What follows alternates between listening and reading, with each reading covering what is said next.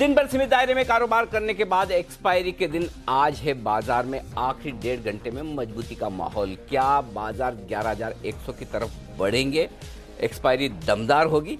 लेंगे इस सवाल का जवाब। फाइनल ट्रेड में आप सबका स्वागत है। नमस्कार, मैं हूं अनिल सिंह जी। मैं हूं रजत देवगन और एक्शन में तो आ चुके हैं। और जैसे कि उम्मीद थी कि ठहराव दिखेगा मार्केट में, शुरुआती सत्र में आपने बोला था बाजार ठहरेगा, लेकिन लेटर हाफ में हो सकता है दौड़ लगा दे और बिल्कुल उसी तर्ज पर ट्रेडिंग हो रही है। 117 अंक ऊपर आ गया है सेंसेक्स और निफ्टी भी अब 13 अंक ऊपर 11,066 और बैंक निफ्टी 27,700 पर।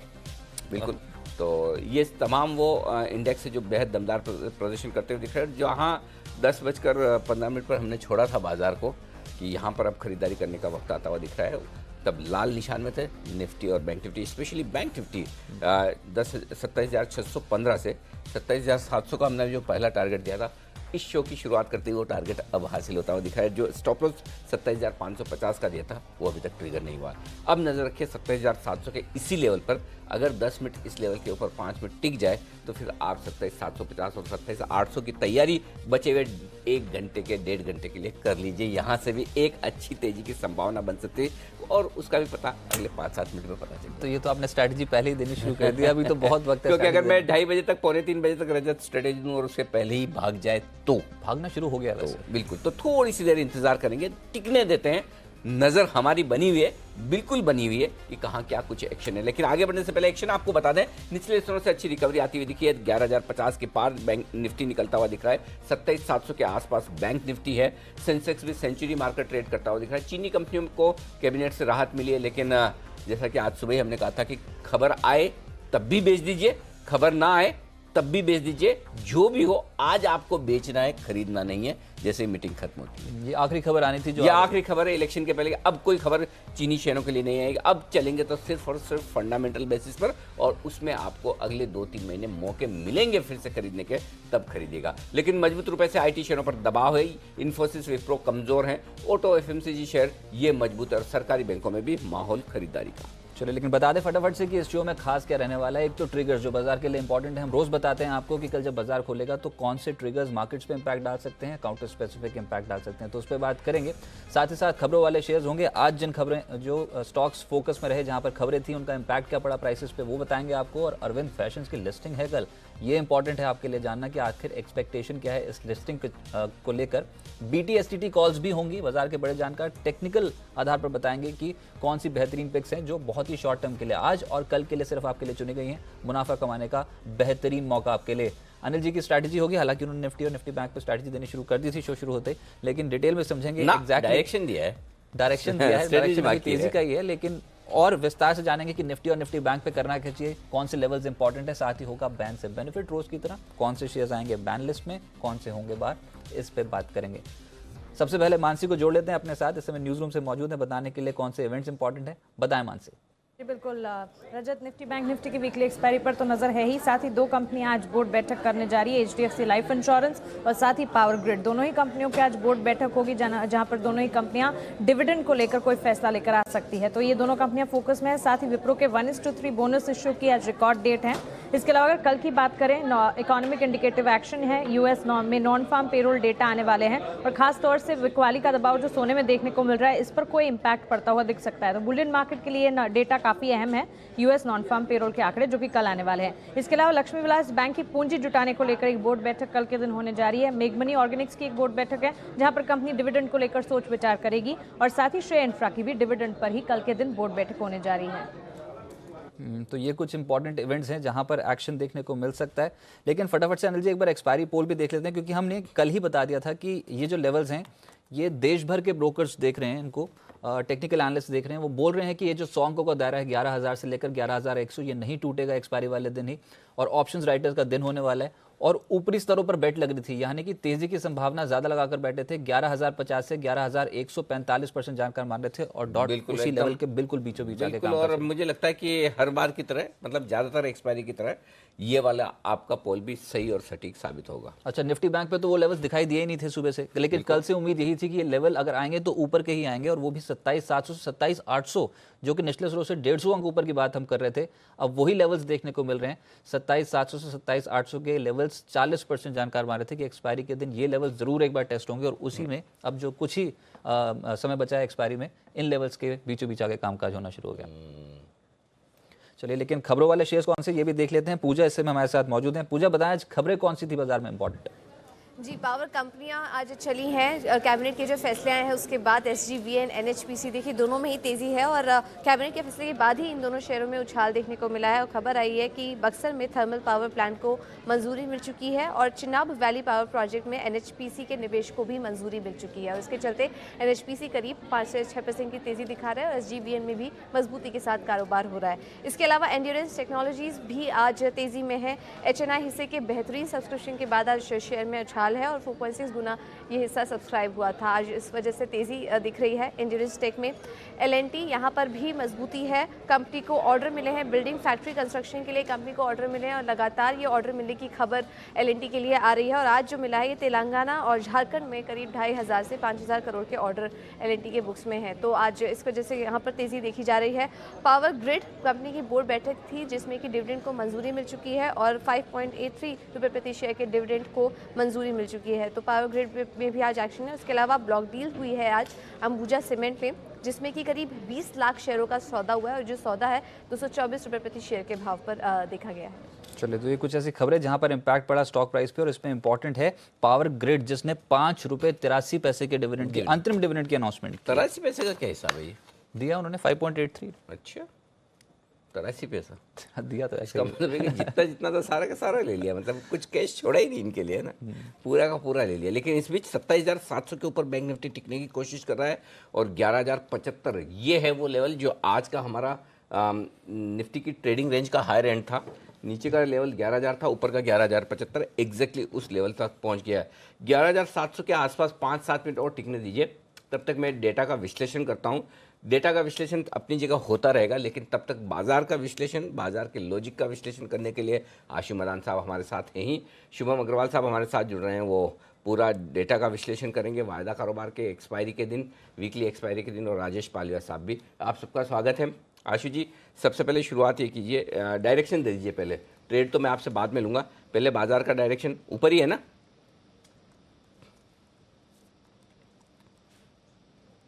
हाँ जी अनिल जी, बिल्कुल ऊपर है। अनिल जी देखिए, ये जो टेंशन्स इंडो पाक वाली हुई और एक्सपायरी से 5-7-10 दिन पहले से ही एक बार हमने ये बात की थी कि अब ये सारे जो खराब शेयर हैं इनमें जूस बिल्कुल खत्म हो गया, कुछ भी शॉर्ट नहीं करना।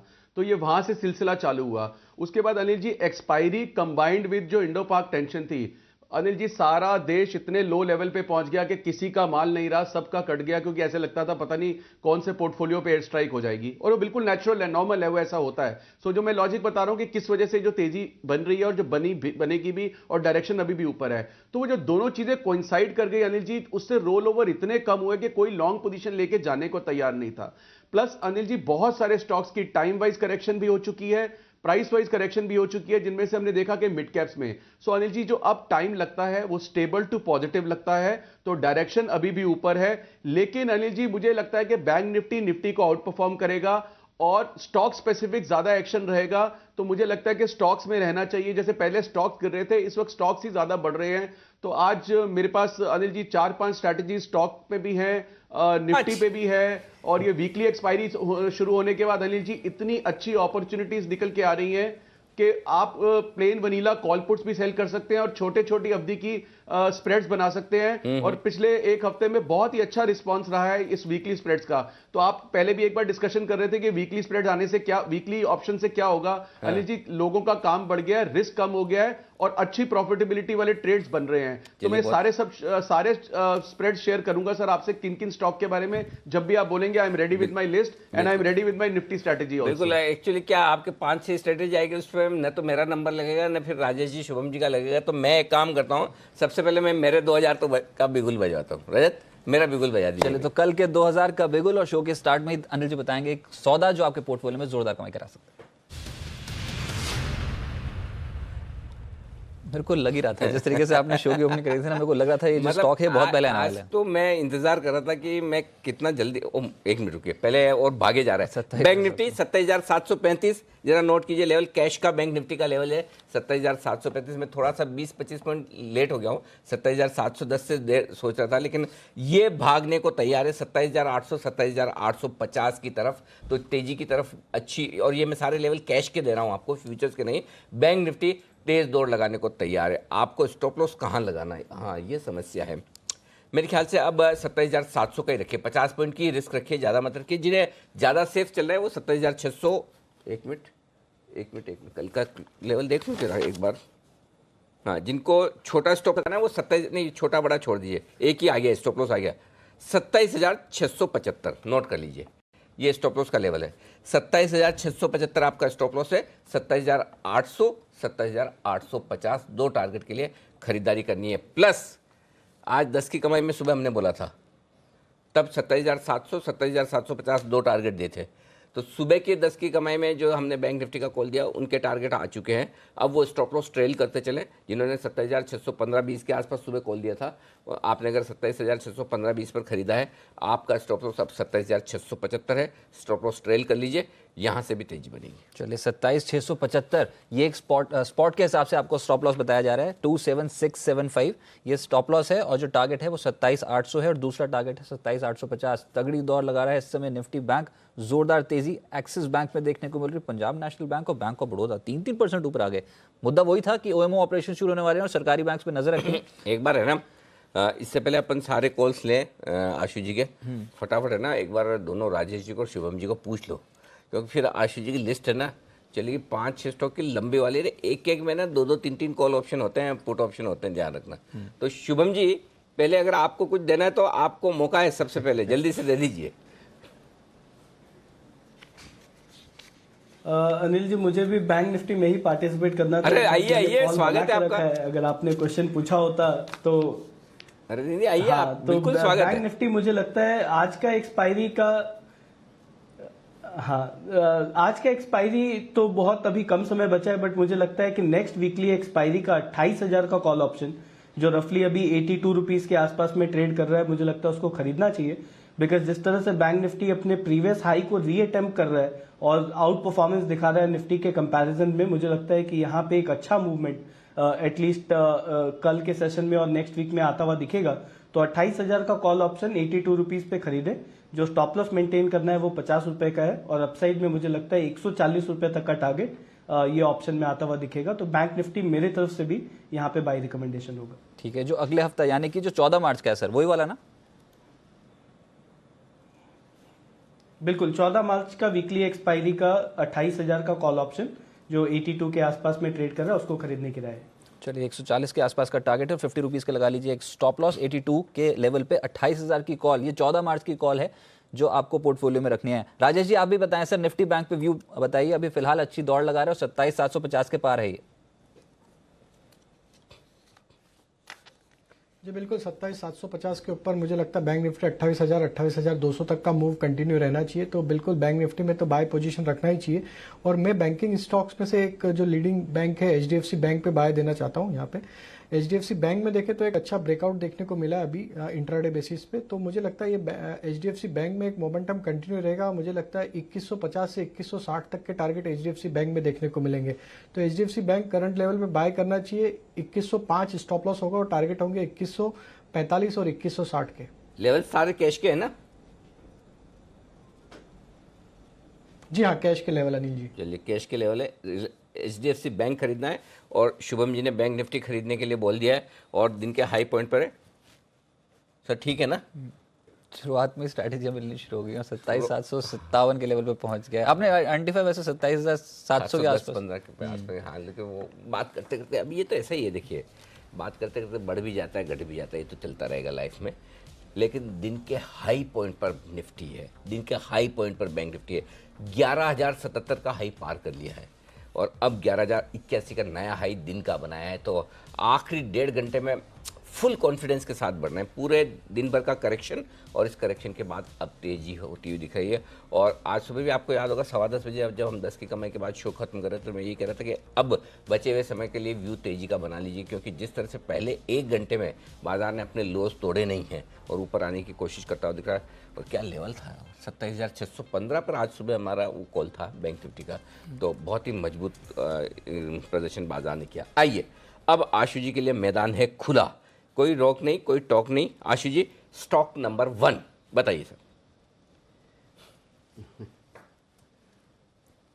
अच्छा अनिल जी, स्टॉक नंबर 1 से पहले एक निफ्टी की स्ट्रैटेजी है और वो वीकली स्ट्रैटेजी है। बताइए। सो अनिल जी, निफ्टी तो डेफिनेटली शॉर्ट है, बैंक निफ्टी भी शॉर्ट है, जिसकी चलते हम कह रहे हैं कि मार्केट इतना अंडर ओन्ड हो गया, वो एक्सपायरी कम, वो टेंशन की वजह से कि किसी के हाथ में नहीं है। ऑन द कॉन्ट्ररी दोनों इंडेक्स शॉर्ट हैं। बैंक निफ्टी मैंने पहले कहा आउट परफॉर्म करेगा, जो आपने भी कॉल दी और शुभम ने भी कंफर्म किया। तो निफ्टी में सर एक स्ट्रैटेजी है। निफ्टी सर जो अगले हफ्ते की एक्सपायरी है उसकी 11,100 की कॉल का भाव है सर 65 रुपए, 64-65 रुपए, 64-65 रुपीज का है सर 11,100 की कॉल का। और वो सर एक कॉल लेनी है और 11,200 की कॉल का रेट है 26 रुपए। ये दो कॉल बेचनी है सर। ये स्प्रेड बनता है 11,100, 11,200, 14 मार्च का 1:2 सिर्फ 12 रुपए में, और ये सेफ्टी देता है 11,290 तक अभी सर। और ये सर सबसे बड़ी अच्छी बात क्या है वीकली एक्सपायरी की, कि वीकली एक्सपायरी जो एक्सपायर होती है वो कैश स्पॉट से होती है, ना कि फ्यूचर से होती है।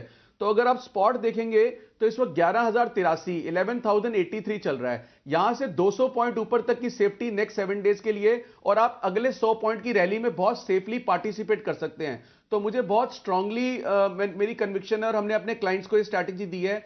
11,100 की वीकली एक्सपायरी 14 मार्च की एक कॉल लेनी है 64-65 रुपए में, और दो कॉल बेचनी है 11,200 की। अनिल जी, इसकी कॉस्ट है सिर्फ 12 रुपए। 11,012 से ऊपर, अगर 11,112 से ऊपर निफ्टी चला, आपका प्रॉफिट एरिया है 11,290 तक है, और सिर्फ 5 ट्रेडिंग सेशन के लिए ये ट्रेड करना है, 15 या 18 ट्रेडिंग सेशंस के लिए नहीं है। तो ये तो एक निफ्टी का ट्रेड है बेसिकली, जो मुझे लगता है कि सबको जरूर बनाना चाहिए इस मार्केट की अगली रैली में, अगले 100 पॉइंट्स में पार्टिसिपेट करने के लिए। आप ये कह रहे हो कि 11,300 के ऊपर निकलेगा तो ये रिस्क है। 11,300 तक अगले गुरुवार में 11,300 के ऊपर अगर निफ्टी नहीं निकलता है, अभी 11,083 चल रहा है, यानी कि यहाँ से 200 सवा 200 पॉइंट से ज्यादा की तेजी अगले गुरुवार तक नहीं होती, तब तक रिस्क फ्री है, राइट? एग्जैक्टली, बिल्कुल अनिल जी, बिल्कुल ठीक है, बिल्कुल ठीक बोला आपने। चलिए, तो ये है आपके लिए। मैं फिर से एक बार नोट करवा लूँ, 11,100 का एक कॉल ऑप्शन खरीद लीजिए, अगला 14 मार्च वाला, अगली एक्सपायरी का 65 रुपये में मिल रहा है। 11,200 के दो कॉल ऑप्शन बेच दीजिए, वो बेचने से आपको 53-54 रुपये आ जाएंगे मोटा मोटी। आपकी कॉस्ट आएगी 12 और 13 रुपये के आसपास की। तो इस स्ट्रेटेजी में पैसे आपके मैक्सिमम लग सकते हैं 12-13 रुपये। मैक्सिमम अनलिमिटेड रिस्क तब हो सकती है जब 11,300 ब्रॉडली समझ लीजिए, वैसे 11,290 होता है। 11,300 के पार निफ्टी ट्रेड करना शुरू करें तो फिर आपको अनलिमिटेड लॉस हो सकता है, क्योंकि आप एक कॉल एक्स्ट्रा बेच रहे हैं, मंदी कर रहे हैं ऊपर के कॉल बेचकर। तो वहाँ पर आप स्टॉप लॉस लगाइए, अदरवाइज जी मस्त रहिए, पैसा बन जाएगा आपका। ये आशु जी की राय। निफ्टी, बैंक निफ्टी पे भी है आशु जी अब स्टॉक? नहीं अनिल जी, बैंक निफ्टी में बैंक निफ्टी की जगह मेरी बैंक निफ्टी की एक्सपर्टीज नहीं है। मैं बैंकिंग स्टॉक्स में देना चाहता हूं। अनिल जी, एक रिमाइंड करवाना चाहता हूं आपको भी और व्यूअर्स को भी कि पिछले महीने भी हमने एक कुछ तो आपने हमारे लिए छोड़ा पिछले महीने भी सर। एक क्योंकि देखो अभी आशु जी उसमें तो सब आशु जी प्रॉब्लम क्या है आपकी स्टॉक्स की, सुनिए तो सही, आपकी स्टॉक्स की स्ट्रेटेजी का तो हम मुकाबला कभी कुछ भी खा के कर नहीं पाएंगे। कम से कम आपने बैंक निफ्टी छोड़ रखा, प्लीज़ उसको है ना ट्राई मत कीजिएगा कभी उसको एनालिसिस करने की, नहीं तो हम कहाँ जाएंगे। वो जरा सोचिए, क्योंकि आपका वो पिछला वाला यस बैंक, अरे बाप रे, मतलब क्या भागा है ये, क्या यस बैंक, कहाँ Kotak Mahindra bank, axis bank, ICICI bank, मतलब चिल्ला चिल्ला के आप तो है ना इस बैंक से देखिए, बैंक निफ्टी हमारे लिए छोड़ दीजिए आप। मैं बस अनिल जी बिल्कुल एग्जैक्टली मैं जेन्युइनली मैं बैंक निफ्टी में अगर आप पास्ट 6-8 महीने का भी याद करके देखें, मैं कभी स्ट्रैटेजी नहीं देता, और मैं ओपनली बोलता हूं कि बैंक निफ्टी में मेरी एक्सपर्टीज नहीं है, बट मैं बैंक ट्रैक करता हूं। और अनिल जी, यस बैंक का रिमाइंड करवा दूं, हमारा पिछला स्प्रेड था 200 की एक कॉल लेनी, 230 की दो बेचनी, और बैंक यस बैंक की एक्सपायरी थी सर 231।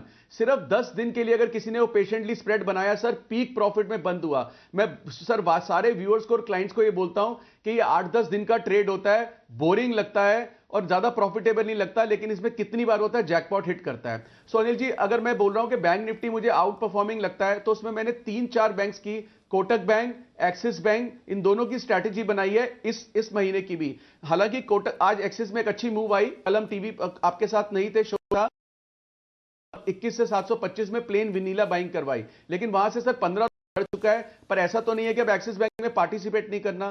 तो एक्सिस बैंक की अनिल जी 720 रुपए की एक कॉल लेनी है, 720 की कॉल एक्सिस बैंक की लेनी है इन द मनी।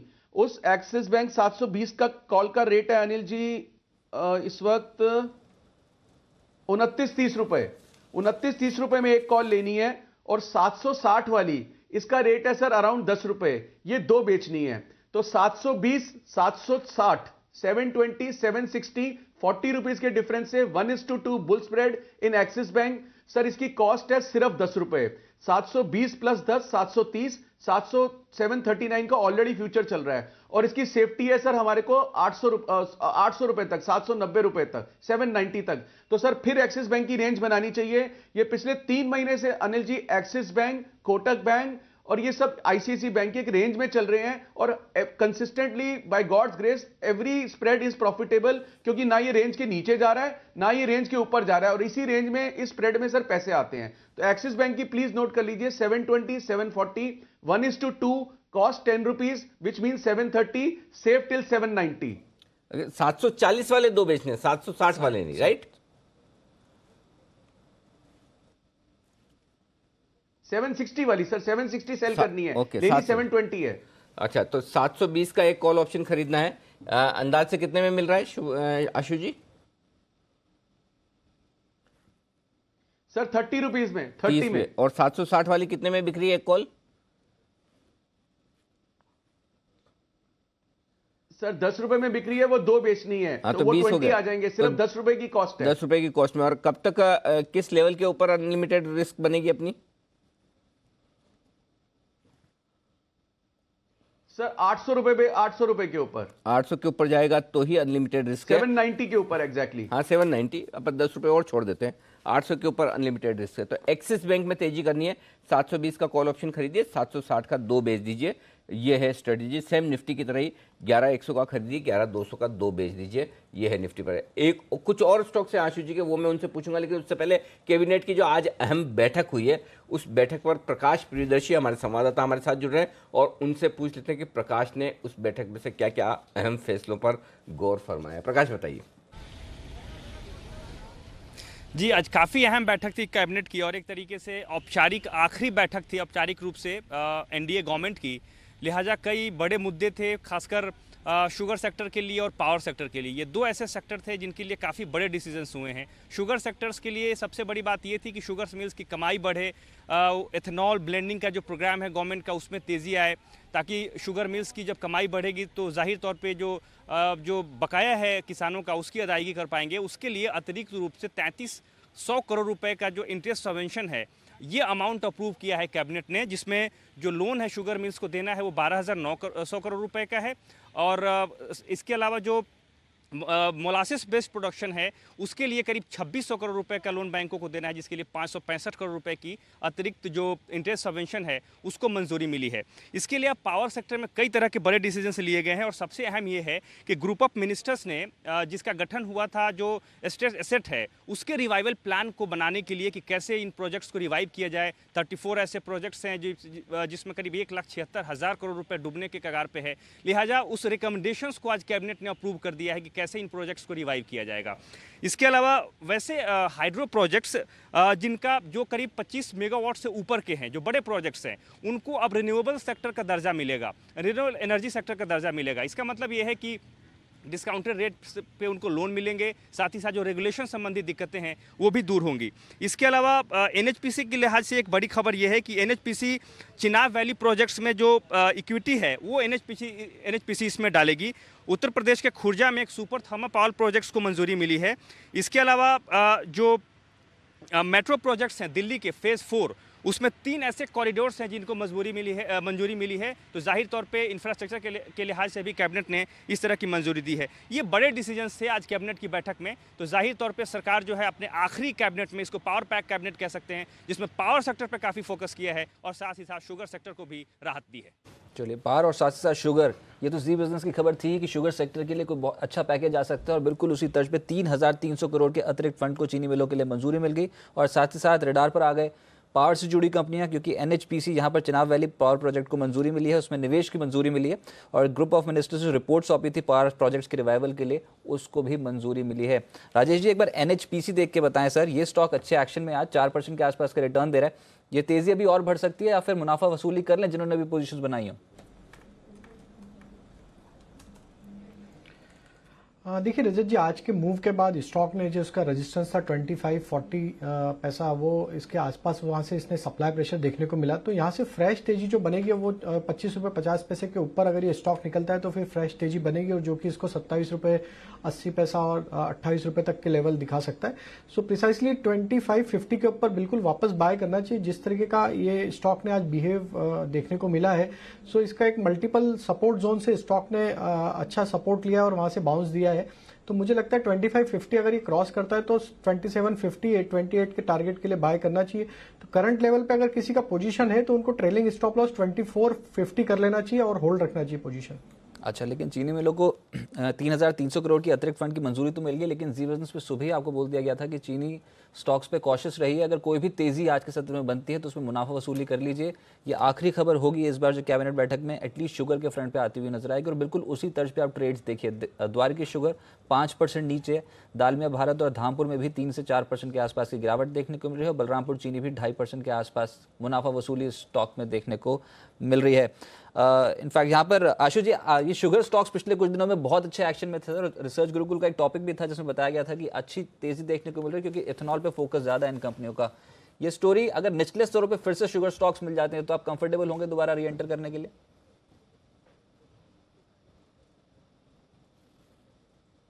बिल्कुल रजत, बिल्कुल होंगे। एक तो बहुत ही अंडर ओन सेक्टर था और इतने टाइम से खराब था। मैं सबसे पहले मैं ही कहता था कि ना कभी शुगर लेना है ना शुगर की कॉल देनी है, लेकिन इस वक्त जिस तरह से मिड कैप्स की परफॉर्मेंस आगे आने वाले टाइम में थोड़ी सी ऑप्टिमिज्म नजर आ रहा है और जेन्युइनली नजर आ रहा है, और दूसरा शुगर में जिस तरह से कुछ चीजें हुई हैं, मुझे लगता है कि अभी भी अपसाइड है नीचे के भाव में। रजत, डेफिनेटली लेना चाहिए। ओके, अब एक एक करके सरकारी बैंक्स दिखाइए। पंजाब नेशनल बैंक और बैंक ऑफ बड़ौदा दोनों ही आप दिन के सरकारी बैंक की बात करें उससे पहले आशीष से एक राय लेना चाहता हूं। जो हमने रिसर्च गुरुकुल शुरू की है, आशीष सर, मेरे ख्याल से आपने दोनों में से एक किसी एपिसोड पे ट्वीट किया था जहां तक मुझे याद है, रिसर्च गुरुकुल वाले।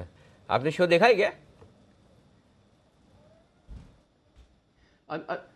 हाँ अनिल जी, मैंने शुगर वाला मिस किया था क्योंकि मैं भी ट्रैवल कर रहा था, बट मैंने फार्मा वाला देखा और बहुत ही बढ़िया ये चीज है अनिल जी। वो जो मैं ये जो इनिशिएटिव है, ये जो आपको, जो मुझे भी पता है कि क्यों कहां से मिला था, जब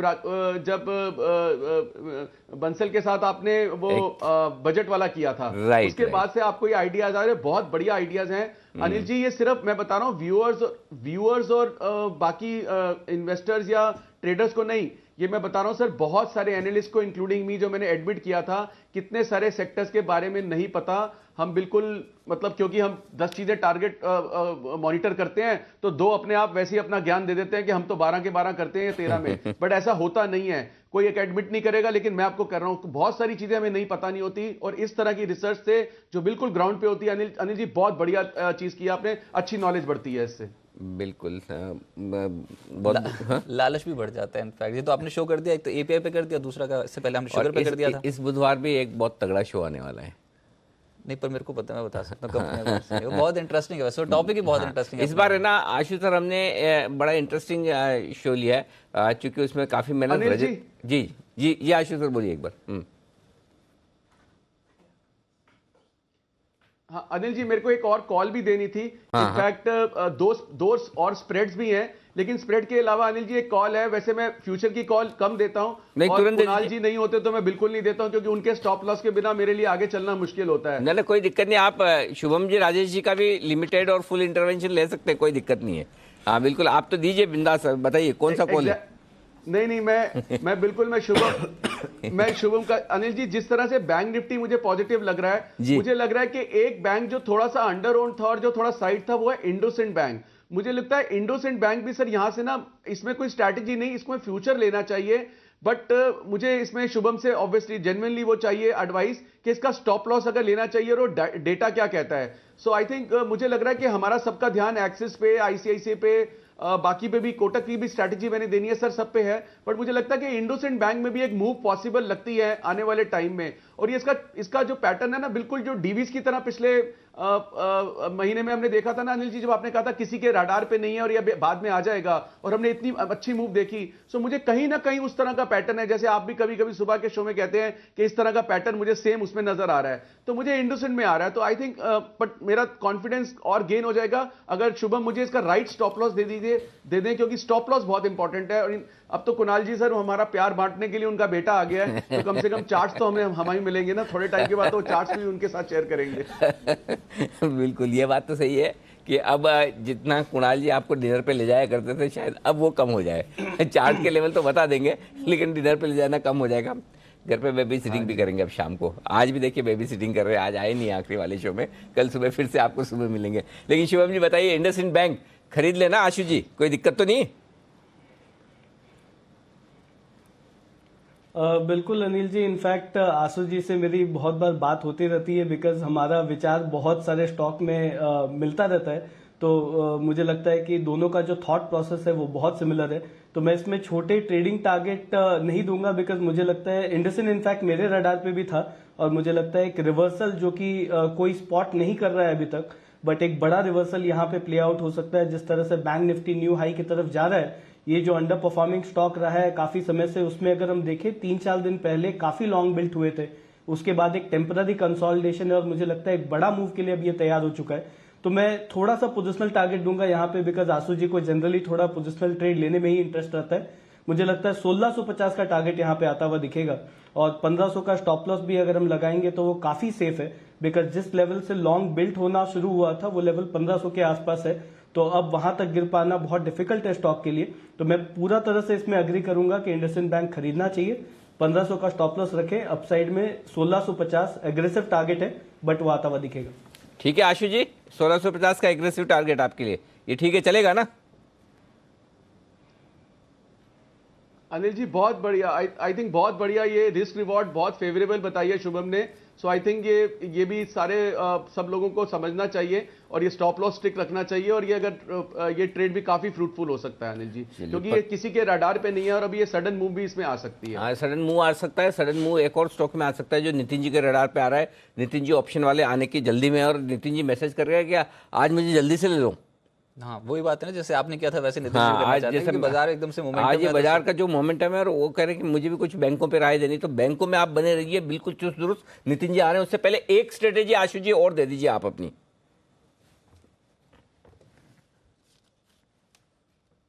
ओके अनिल जी, जो एक और स्ट्रेटेजी है वो अगेन कोटक बैंक में है। अनिल जी, कोटक बैंक फिर वही 1240 और 50 के बीच के भाव में अटक रहा है। ये हमने लास्ट मंथ भी बात की थी कि जब तक ये भाव निकलेगा नहीं, इसमें तेजी नहीं बनेगी, क्योंकि वो डील के बाद का भाव है, और डील के बाद में जो नीचे के लोगों ने बाइंग की थी, जो फ्रेश बाइंग हुई है, वो इस रेंज में हुई है 1240 और 50 के बीच में। अब अनिल जी, क्या ये निकल जाएगा? उसके बाद अगर जब ये निकलेगा अनिल जी, तो फिर निकल जाएगा, फिर हमारे हाथ नहीं आएगा, और हो सकता है ना भी निकले। लेकिन ऐसा नहीं है, जब बैंक निफ्टी पॉजिटिव लग रहा है तो इसमें पार्टिसिपेट करना है। सो अनिल जी, इसमें 1240 के स्ट्राइक प्राइस की एक कॉल लेनी है। कोटक बैंक करंटली फ्यूचर का रेट है 1245, 46, 47। सो 1240 की छोटी इन द मनी कॉल लेनी है, जिसका प्राइस है 29 रुपीज। और अनिल जी, इसमें 1300 रुपए की 2 कॉल बेचनी है, जिसका रेट है 8 रुपए।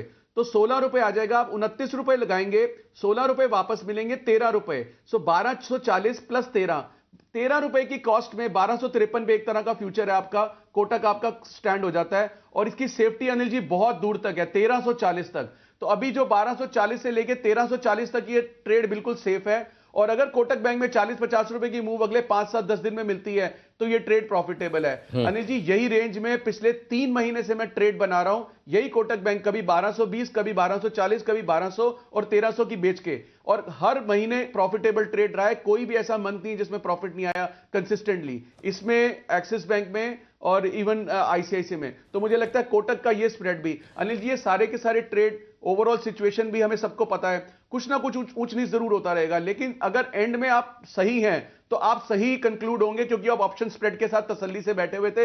And yes bank is the true and the biggest example of last expiry. तो चलिए एक बार मुझे फटाफट से फिर से नोट करवा दीजिए ताकि मैं नोट कर लूं। कोटक महिंद्रा बैंक का कौन सा कॉल ऑप्शन खरीदना है सर? 1240 का एक लेना है, 1300 के 2 बेचने हैं, कॉस्ट है 13 रुपए। 1240 multiplied by 1, 1300 multiplied by 2, cost लग रही कितनी? 13 रुपए सर। ओके, अनलिमिटेड रिस्क किस लेवल के ऊपर है?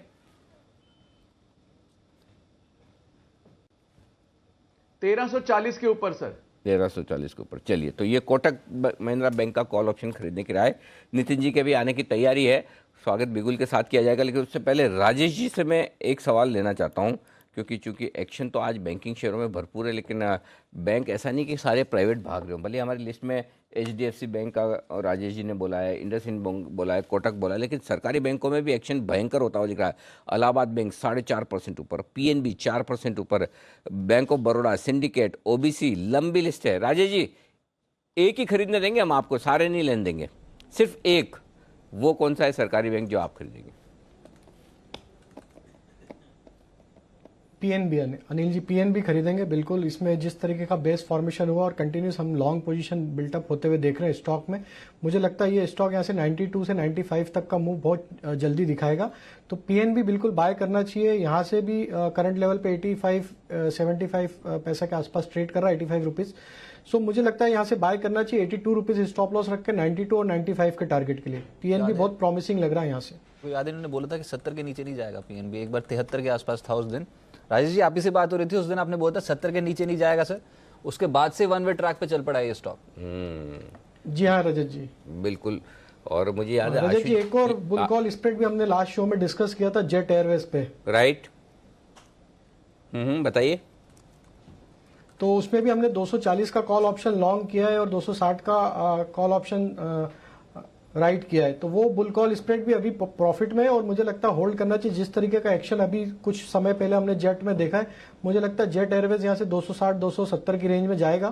तो 240 का बुल कॉल, 240 और 260 का जो हमने बुल कॉल स्प्रेड बनाया था, अभी भी किसी को इनिशिएट करना है तो इस लेवल पे भी इनिशिएट किया जा सकता है। परफेक्ट, बहुत ही बढ़िया।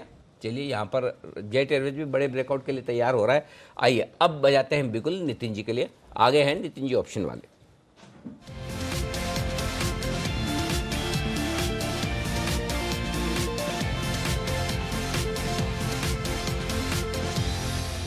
नितिन जी के ऑप्शन है सुपरहिट, चाहे वो है निफ्टी, चाहे हो रिलायंस, चाहे हो L&T। तो नितिन जी, पहले तो ये बताइए, पहले क्या करेंगे? पहले अपडेट देंगे या नया वाला? अनिल जी, पहले नया वाला दे देता हूँ। पहले नया वाला? क्या बात है, मतलब आज सब लोग फुल फॉर्म में, मतलब फ्रंट फुट पर आकर खेल रहे हैं, किसी को बैक फुट पर नहीं खेलना है। मैं सोचा था आप ये कहेंगे कि 3-3 दिए हुए, 4-4 दिए हुए, एक आदमी प्रॉफिट बुक कर लो फिर जगह बन जाए, लेकिन नहीं नितिन जी, पहले आप तो नया वाला ट्रेड करने की दे रहे हैं, पहले ये कर लीजिए, उसके बाद दूसरा कौन सा खाली करना है वो देखेंगे। बताइए sir. Anil ji, HDFC bank, इसमें डेटा काफी पॉजिटिव बना है और अभी जो बैंक निफ्टी की मूव है ये पूरी इसी से आई है और इसको 2 दिन से मैं देख रहा हूँ। कल 10% ओपन इंटरेस्ट था, एडिशन आज 8% एडिशन है। इसका मतलब इसमें जरूर 2-3 दिनों में मूवमेंट आएगी ऊपर की तरफ। और HDFC बैंक की हम कॉल ऑप्शन लेंगे 2120 की, जो आपको 36-37 ऐसे अभी मिल जाएगी। टारगेट मुझे लगता है ये कॉल ऑप्शन डबल हो जानी चाहिए, यानी कि आपको टारगेट 60 से 65 का रखना है और स्टॉप लॉस 20 रुपए का रखना है। क्या बात है, 35-36 में मिल रहा है, ये ऑप्शन खरीद लीजिए। ऑप्शन सिर्फ और सिर्फ खरीदने का है, क्योंकि कॉल ऑप्शन है और ये तेजी की राय है। 20 रुपए का स्टॉप लॉस लगाना है, यानी 15-17 रुपए की रिस्क है। 60 से 65 डबल से ज़्यादा के टारगेट आ रहे हैं। और अगर आपने थोड़ी देर पहले मिस किया है तो फिर से बता दूं, HDFC बैंक का फ्यूचर खरीदने की राय राजेश जी ने भी दी है। 2105 के स्टॉप लॉस से उन्होंने भी कहा है कि खरीद लीजिए। 2145, 2160 के टारगेट उनके भी हैं, तो आपके लिए भी खरीदारी करने की राय HDFC बैंक में है। नितिन जी, आपके बाकी ऑप्शन में तो सब में पैसे बन रहे हैं, किसी में बुक कर लेना है क्या आज? जी अनिल जी, एक जिसमें सबसे ज्यादा पैसे बने हैं वो आज मैंने 12 बजे दिया था। 27,600 की कॉल ऑप्शन खरीदने के लिए 35 रुपए में, अभी 170 रुपए का रेट है। तो सबसे ज्यादा पैसे तो अनिल जी इसी बैंक निफ्टी की कॉल में बने हैं। इसके अलावा जैसे L&T की कॉल ऑप्शन है, उसका टारगेट हो गया, प्रॉफिट बुक कर लेना चाहिए। या उसके अलावा एक रिलायंस की कॉल ऑप्शन चल रही है, वो हम कैरी करेंगे अभी भी, क्योंकि रिलायंस में डेटा अभी भी पॉजिटिव बना हुआ है। अभी हम 12-13 रुपया प्रॉफिट है कॉल में, बट कैरी करनी चाहिए। L&T में आप प्रॉफिट बुक कर सकते हैं क्योंकि टारगेट अचीव हो गया। दूसरा एक कॉल ऑप्शन सुबह मैंने दी थी मंथली वाली 11,200 की 83-84 में, जिसका 93 का प्राइस है। इसको आप 3:20 में प्रॉफिट बुक कर सकते हैं। करीब करीब मैं समझ रहा हूँ ये 99 से 100 रुपए का टारगेट अचीव हो जाना चाहिए। बुक करना है LNT में, और साथ ही साथ ये जो निफ्टी की कॉल है 11200 वाली इसमें, लेकिन रिलायंस इंडस्ट्रीज को कैरी कर सकते हैं मौजूदा स्तरों से भी यहाँ पर अच्छा पोटेंशियल है इसमें तेज होने का। बिल्कुल। और इस बीच 27,800 पहला target not out bank Nifty 27,800 के भी पार निकलता हुआ। पहला टारगेट नहीं है, तीसरा टारगेट है भाई साहब, ऐसा मत करो। सुबह मतलब अभी जो मूव आया उसका पहला टारगेट जो भी आपने 2 बजे बतानी शुरू करी थी स्ट्रैटेजी, उसका पहला टारगेट लगेगा। और दूसरा टारगेट है 27,850, मैंने लिख के रखा हुआ। हाँ, और सुबह वाला तो 27,615 पर दिया हुआ था निफ्टी का कॉल। पर ये कल के 2000 में दिया था ना आपने, ये वाला जो सेगमेंट है, तो हमने आज ही बनवाने शुरू किया। हाँ, कल के 2000 में आज ही बन जाए तो क्या दिक्कत है। चलो बढ़िया सर, लालच बढ़ता चला जाएगा सर, लालच बढ़ता चला जाएगा। लेकिन 27,810 ये निफ्टी बैंक का इस समय लेवल आ रहा है, और अगला जो टारगेट है 27,850। स्टॉप लॉस ट्रेल करने से स्टॉप लॉस बहुत नीचे रहेगा, तब इसको स्टॉप लॉस को ट्रेल करके 27,750 कर लेना चाहिए। अगर 27,750 का स्टॉप लॉस कर लीजिए, 27,850 के आसपास बुक कर लीजिए, उससे ज़्यादा लालच न करें। आगे की जिम्मेदारी मेरी नहीं है। और उसमें एक और चीज़ बता दूं, 11,100 के नज़दीक अगर निफ्टी पहले पहुंच जाए तो तब जो बैंक निफ्टी हो वहाँ प्रॉफिट बुक कर लीजिए। एक बार ये वाली चीज़ पर फिर से, क्योंकि मैं अच्छा एक काम करिए, मेरा बिल्कुल बजे मैं डेटा एनालिसिस कर ही देता हूँ ना, खत्म करिए ना मैटर को। चलिए तो, मेरा भी तो 2:30 बज गए, 2:30 बजे नहीं ली, 2:45 बजे आप तो ले लो। ट्रेड की स्ट्रैटेजी और ये निफ्टी और निफ्टी बैंक आपको ट्रेड पहले मिल गया तो आप स्ट्रैटेजी भी नहीं ले रहे। बिल्कुल बजा रहे हैं, बिल्कुल बताइए।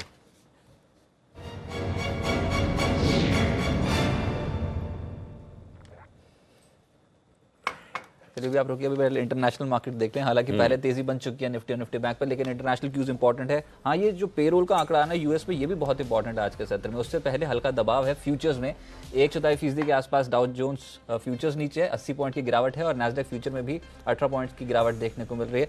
कल के संकेत भी ठीक नहीं थे, और आज भी यहाँ पर फ्यूचर्स में तो कुछ नया एक्शन है नहीं। लेकिन अमेरिका, यूरोप और एशिया, यूरोपियन मार्केट्स देखने होंगे, यहाँ पर भी दबाव देखने को मिल रहा है, आधे फीसदी तक का दबाव देखने को मिल रहा है। एक बार क्रूड दिखाइए, उसके बाद एशियन मार्केट्स फायर कीजिए। पहले तो क्रूड यहाँ पर कल के सत्र में भी थोड़ी नरमी ही थी, और आज आधे फीसदी गेंद 66 के ऊपर टिकने की कोशिश कर रही है आपका कहीं ना कहीं। तो यहाँ पर थोड़े ट्रिगर्स बिगड़े हैं, मैं तो कहूँगा। 66 के लेवल के ऊपर है ब्रेंट, और रुपया और एशियन मार्केट्स ये इंपॉर्टेंट है। सबसे पहले रुपया 70, सुबह 70 के नीचे चला गया था, लेकिन दोबारा 70 के ऊपर निकला है अब रुपया। और साथ साथ एशियन मार्केट्स, तमाम एशियन मार्केट से जो क्यूज थे सुबह इतने इंकरेजिंग नहीं थे, लेकिन अब हैंगसेंग यहाँ पर 1% के आसपास की गिरावट के साथ क्लोजिंग, और साथ साथ निके जो है वहाँ पर भी आधे फीसदी गिरावट के साथ ही क्लोजिंग होती हुई नजर आई है। तो कोई ऐसी मार्केट दिखाई तो नहीं दी जहाँ से कुछ मेजर क्यूज निकल रहे हो। भारतीय बाजार अपनी चाल चल रहा है। इनफैक्ट बाकी सारे क्यूज तो ऐसे देखा जाए तो कमजोरी वाले ही, एक्सेप्ट रुपया। तो हम रुपये पर ट्रेड करें, रुपया 70 के आसपास जब तक है और 25 पैसे की मजबूती के साथ है, तब तक दिक्कत वाली बात नहीं है। लेकिन देखिए, जो खरीदारी का कॉन्फिडेंस सुबह था 10 बजे, वो जाहिर सी बात है अब नहीं होगा, क्योंकि अब आप एक्सपायरी पे भी हैं और दिन के हाई पॉइंट पर भी हैं। तो जहाँ तक निफ्टी का सवाल है रजत, एक चीज़ साफ है, निफ्टी को 11,000 के नीचे जाना ही नहीं है। और क्यों नहीं जाना है वो बता दूं। 11,000 के पुट पर आज की सीरीज मिला के और मंथली मिला के अंदाजा लगा सकते कितना ओपन इंटरेस्ट होगा पुट में खड़ा? 11,000 की पुट में अंदाज से बोली, आज का और पूरे महीने का वाला दोनों मिला के कम से कम 60-70 लाख रुपए, 83 लाख शेयर, 83 लाख। पास तो पहुंच गया था वैसे। हाँ, बहुत पास है। मतलब आपने 60% भी इसलिए बोला, मैंने इतना मजबूत सवाल पूछा तो आपने बढ़ा के बोला होगा। इस बार के तो 20 लाख के आसपास होंगे वीकली के हैं 48 लाख शेयर। सोचो, जिसमें से 23 लाख शेयर तो आज ही जुड़े हैं। इतनी जबरदस्त पुट रही थी, 23 लाख शेयर आज जुड़े हैं ना, सही है, बराबर है। तो इसका मतलब क्लियर है कि आपको नीचे की रिस्क पता है, आपको पता है कि गहरा कितना है। गहरा 80 पॉइंट से ज़्यादा नहीं है। अब इस 80 पॉइंट की गहराई में आप डूब सकते हैं नहीं डूब सकते, ये तेजी करने वालों को डिसाइड करना है। तो मेरा ये समझना है 11,000 आपके लिए well defined clear cut stop loss है और तेजी करनी है। 11,100 ये है टारगेट निफ्टी का हमारा आज का। और आज हमने ये भी कहा था कि सुबह सुबह का आपको 11,100 11,125 की रेंज में मिले तो शॉर्ट भी करना चाहिए। तो अभी भी मेरी राय वही होगी, अगर आज आपको बड़ा गैप मिले आखिरी आधे घंटे में 11,125 11,100 की रेंज में मिले तो वहाँ हल्का फुल्का शॉर्ट भी कर सकते हैं, प्रॉफिट बुकिंग भी कर सकते हैं। यहाँ पर थोड़ा रुकना है, फिर से आप खरीदिएगा 11,000 11,025 की रेंज में। तो अब ऊपर के लेवल पे खरीद, अगर है आपने खरीदारी की हुई तो स्टॉप लॉस ट्रेल कर लीजिए, अदरवाइज फ्रेश खरीदारी के लिए थोड़ा रुक जाइए, कल करेंगे। फ्रेश खरीदारी कौन से लेवल पे होगी? मुनाफा वसूली 11,000 11,025 दे रहा हूँ ना मैं आपको लेवल, चिंता क्यों कर रहे हैं? नहीं, ये तो अभी नीचे आया तब लेना है 11,000 11,025 में बोल रहा हूँ। अगर यहाँ से बाजार चढ़ा और 11,125 के ऊपर निकला तो खरीद के चल सकते हैं, या फिर प्रॉफिट बुकिंग का ही लेवल है 11,000? नहीं, आज नहीं लेंगे, आज नहीं लेंगे। तो अगर बाजार ये शॉर्ट कवरिंग भी है, फ्रेश खरीद और एक्सपायरी का भी मामला है, रुपया ठीक है मजबूत है, वो एकमात्र फैक्टर है, बाकी फैक्टर आपका साथ नहीं दे रहे हैं, इसलिए आज अब ऊपर में नहीं खरीदेंगे आज। ठीक है, अगर ऊपर गया 11,125 गया तो वहाँ पर मुनाफा वसूली कर लीजिए, या फिर थोड़ा बहुत शॉर्ट भी कर सकते हैं, पर अगर खरीदना है तो 11,000 के करीब खरीदना है, 11,000 या फिर 11,025 के आसपास यहाँ पर एग्जैक्ट इसी रेंज में खरीदना है। 11,000 के नीचे जाने की प्रॉबिलिटी नहीं, तो इसी को स्टॉप लॉस लगा लेंगे, या फिर थोड़ा 10 पॉइंट नीचे स्टॉप लॉस लगाकर दोबारा से तेजी बनाने की कोशिश करेंगे लोअर लेवल्स पे। और एक चीज़ और बता दूं, नहीं खरीदने का मतलब ये नहीं होता कि बहुत मंदी है, खाली ये कि पुट कॉल रेशियो आपका ओवरबॉट है, 11,100 पे हाईएस्ट ओपन इंटरेस्ट कॉल्स में भी बना हुआ है, इसलिए थोड़ा सा रुकावट वाला लेवल है। फिर से बता दूं, मंथली और वीकली दोनों मिलाकर 11,100 के कॉल्स पे 54 लाख शेयर खुले हुए हैं, और उसमें से 22 लाख शेयर तो आज ही के ये हैं। तो आपके वाला फंडा हो गया, एक तो सबसे ज्यादा ओपन इंटरेस्ट खड़ा हुआ है 11,100 के लेवल विक्स पे, नीचे, विक्स नीचे, और ऊपर highest से open interest। 1.8 के आसपास का पीसीआर है। हाँ, तो बस तीनों का, इसीलिए तो बोल रहा हूँ 11,100 पे नहीं लेना है अपने। अब 20 पॉइंट के लिए क्या दिलाना था तो दिलाया ना हमने, नीचे भी दिलवाया है, ऐसा नहीं कि नहीं दिलवाया। तो अब 20 पॉइंट के लिए आज नहीं लेंगे, कल देखेंगे। इतना आसान नहीं वैसे 11,100 11,150 को पार करना, ऐसा 11,100 पार करना भी आसान नहीं, 11,150 तो दूर है। तो कंजेशन जोन जो है ना, जहाँ रुकना है वो 11,100 से 11,125 की रेट है, जहाँ पे रुकेगा मार्केट। तो मुझे इससे ऊपर की एक्सपायरी नहीं दिख रही, इसलिए मैं 20-25 पॉइंट के लिए अब लेना नहीं चाहता। चलिए ठीक है, तो निफ्टी बैंक बताया जी सर, यहाँ तो एक्शन स्ट्रांग है, चाहे वो पीएसयू बैंक्स हो या फिर निजी क्षेत्र के बैंक्स जोरदार दौड़ लगा रहे हैं, ये चलेगा क्या? और यहाँ पर तो बहुत स्कैटर्ड डेटा होगा ऑप्शंस में, यहाँ पर तो कोई ऐसा कंसंट्रेशन दिखाई नहीं दे रहा होगा। एक्चुअली बैंक निफ्टी में ज़बरदस्त शॉर्ट है, मतलब आप निफ्टी और बैंक निफ्टी दोनों पूछोगे तो बैंक निफ्टी अब भले आप कह सकते हो कि 0.5% बैंक निफ्टी बढ़ा हुआ है और निफ्टी 1/4% ही बढ़ा हुआ है, तो कोई भी कहेगा मजबूत है। लेकिन आप देखिए आज सुबह दोनों बार मैंने कॉल तो बैंक निफ्टी की दी ना, खरीदारी की कॉल तो निफ्टी की नहीं दी मैंने। क्यों? क्योंकि बैंक निफ्टी में शॉर्ट्स बहुत हैं, बहुत शॉर्ट्स है, भर के शॉर्ट्स है। देखिए इस वक्त बैंक निफ्टी 27,800 पे है, करीबन 55 से 60 लाख शेयर, कितने? 60 लाख, 55 से 60 लाख, 55 से 60 लाख शेयर निफ्टी के नहीं, निफ्टी बैंक निफ्टी के। बैंक निफ्टी की साइज 2.5 गुना ज़्यादा है निफ्टी से। 55 से 60 लाख शेयर शॉर्ट पे नेकेड है इस वक्त। अगर तेजी बढ़ी तो कटने आएंगे वो एकदम। कटना ही है इनको। देखिए कौन से लेवल पे? 27,600 के 14 लाख, 27,700 के 25 लाख, 27,800 के 17 लाख भी अब लगभग रिस्क पे आते हुए दिख रहे हैं। अच्छा वो छोड़ भी दो तो अभी 40-45 लाख शेयर तो खुले हैं रिस्क पे, जिनको आज कटना है शॉर्ट में, जिन्होंने कॉल ऑप्शन बेचे हुए। इसलिए बैंक निफ्टी नीचे नहीं जा सकता। ऊपर कितना जा सकता है? शायद 50 से 100 पॉइंट की और जगह बची है, लेकिन चूंकि आज बहुत बड़ी आउट परफॉर्मेंस हो चुकी है निफ्टी के मुकाबले में, इसलिए 27,800 27,850 वो रेंज है जहां प्रॉफिट बुकिंग करनी चाहिए। फ्रेश खरीदारी करने के लिए यहां भी इंतजार करें। तो मेरा सिंपल मानना है, ट्रेंड बुलिश है, एक्सपायरी मजबूत होगी, सब कुछ ठीक है, रुपया भी अच्छा है, लेकिन ऊपर के लेवल पे आपको अब फ्रेश खरीदारी नहीं करनी है। फ्रेश खरीदारी या तो आज ही करेक्शन आ जाए तो ठीक, नहीं तो कल सुबह देखेंगे। फ्रेश खरीदारी करनी, प्रॉफिट बुकिंग करनी है, लेकिन बेचना नहीं है इन लेवल। बेचना वो बहुत एग्रेसिव ट्रेडर तो बेचिए, जिनको सुबह 9:15 पर फिर से अगर ट्रेड गलत हो तो काटना आता हो तो वो बेच भी सकते हैं। 11,125 मिले तो मैं कहूँगा बेचिए, 27,850 27,900 मिले तो मैं कहूँगा बेचिए, बिल्कुल बेचिए, लेकिन वो हाई रिस्क ट्रेडर के लिए। चलिए 27,800 27,850 ये प्रॉफिट बुकिंग की रेंज होगी। इससे ऊपर फिलहाल नहीं लग रहा कि निफ्टी बैंक पे अभी मूव आता हुआ नजर आएगा, तो यहाँ पर अपना मुनाफा जो है वो बांध लिया जाए तो ज़्यादा बेटर है। आगे बढ़ते हैं, और जो हम निफ्टी बैंक की बात चली है तो अभी बहुत सारे स्टॉक्स डिस्कस हो चुके हैं। इंडसइंड बैंक के बारे में हम चर्चा कर चुके हैं, एक्सिस बैंक के बारे में भी चर्चा कर चुके हैं, और HDFC बैंक के बारे में भी। निफ्टी PSU बैंकिंग बास्केट जो है वो दिन के उच्चतम स्तर पर ट्रेड कर रही है। एक बार राजेश जी अभी आपसे बात हो रही थी सरकारी बैंक्स पे, एक निजी क्षेत्र का बैंक बताएं सर, जहां पर HDFC बैंक के अलावा कोई एक और ऐसा ट्रेड जहां पर आपको लगता है कि और तेजी बढ़ेगी आज के दिन या फिर कल के दिन के पर्सपेक्टिव से। देखिए निजी क्षेत्र में मुझे फिर दूसरा अट्रैक्टिव जो लगता है वो आईसीआईसीआई बैंक लगता है। आईसीआईसीआई बैंक में हालांकि 375 एक रेजिस्टेंस जोन है, बट जिस तरीके का बाइंग एक्शन देखने को मिला स्टॉक में, मुझे लगता है ये स्टॉक 375 का रेजिस्टेंस निकाल लेगा और ये स्टॉक यहाँ से फिर हमें 400 की तरफ मूव करेगा। तो आईसीआईसीआई बैंक अट्रैक्टिव लगता है। कोई भी डिप आती है मुझे लगता है 362 इसका स्टॉप लॉस रखना चाहिए, और इसका जो पोजिशनल टारगेट मुझे लगता है 400 रुपए तक के टारगेट हमें इसमें देखने को मिलेंगे 375 का एक बार ब्रेकआउट होने के बाद। सो ये एक प्रॉमिसिंग लगता है प्राइवेट सेक्टर बैंक में। चलिए कुछ और स्टॉक्स जहां पर एक्शन तेज है उस पर बात करते हैं, और बीते 15 मिनट का एक्शन जहां पर स्ट्रॉन्ग है वो आपके सामने रख देता हूं। उसमें एक ITC दिन के उच्चतम स्तर के करीब ही काम कर रहा है, लेकिन आज चढ़ती बाजार में ये बिल्कुल आउट परफॉर्म कर गया मार्केट को, और अभी भी लगभग 2% के आसपास के रिटर्न जनरेट कर रहा है 290 291 के लेवल पे। शुभम जी फटाफट से देख के बताएं ITC का स्ट्रक्चर कैसा लग रहा है ये स्टॉक। रजत जी ITC की अगर बात करें, मुझे लगता है कल भी मॉर्निंग शो में हमने इसके बारे में चर्चा की थी, और यहाँ से मुझे लगता है कि 300 रुपये तक का टारगेट एटलीस्ट आईटीसी में आता हुआ दिखना चाहिए। और अगर वहाँ पे देखेंगे ऑप्शन के डेटा के हिसाब से भी 300 के आसपास में एक टेम्पररी रेजिस्टेंस भी है।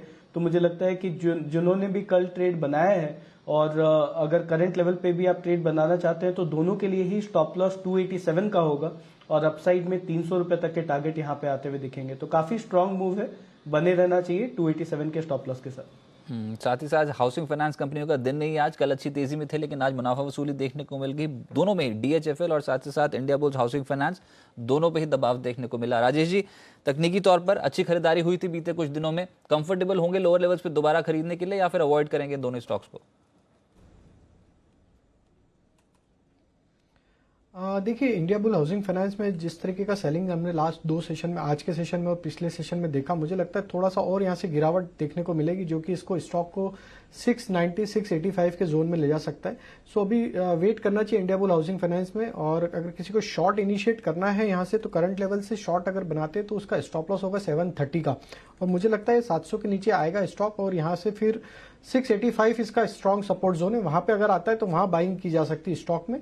क्योंकि अगर ये स्टॉक 685 को बचा लेता है तो मुझे लगता है यहाँ से वापस इसमें एक पुल बैक एक्शन बनेगी जो कि इसको वापस 750 760 के जोन में लेके जाएगा। तो डिप जो आएगी उसको बाइंग अपॉर्चुनिटी जैसा यूज करना चाहिए, बट करंट लेवल पे नहीं, थोड़ा वेट करके लोअर साइड पे बाय करना चाहिए। अच्छा आशुष जी, एक एलएनटी का स्टॉक है, इसमें आज भी खबर यही है कि 2500 से 5000 करोड़ के आसपास का ऑर्डर एलएनटी के हाथ लग गया है। फंडामेंटली ठीक लग रहा है एलएनटी इन लेवल्स पे 1348 के लेवल पे सर?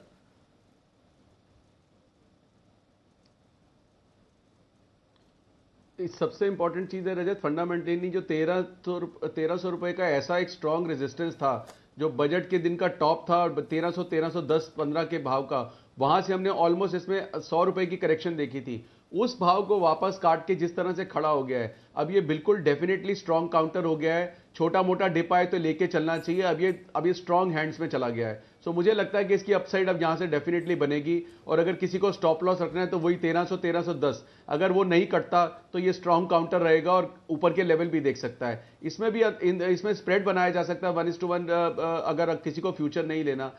रजत, मैं थोड़ा सा हटके बोल रहा हूं क्योंकि अभी आप पीएसयू बैंक्स वगैरह की बात कर रहे थे, तो मेरी एक जो तीसरी स्ट्रैटेजी थी वो राजेश ने भी बात कर ली। मेरा जो एक, अगर आपको पूछे थे अनिल जी को एक ही बैंक लेना है पीएसयू में, वो लेना है पीएनबी बैंक, लेकिन मैं फ्यूचर ना लेके मैं 85 की कॉल क्लाइंट्स को बोला है लेने के लिए जिसका रेट 4.25-4.5 रुपए है और उसके अगेंस्ट 90-50 की कॉल एक सेल करने के लिए 1:1।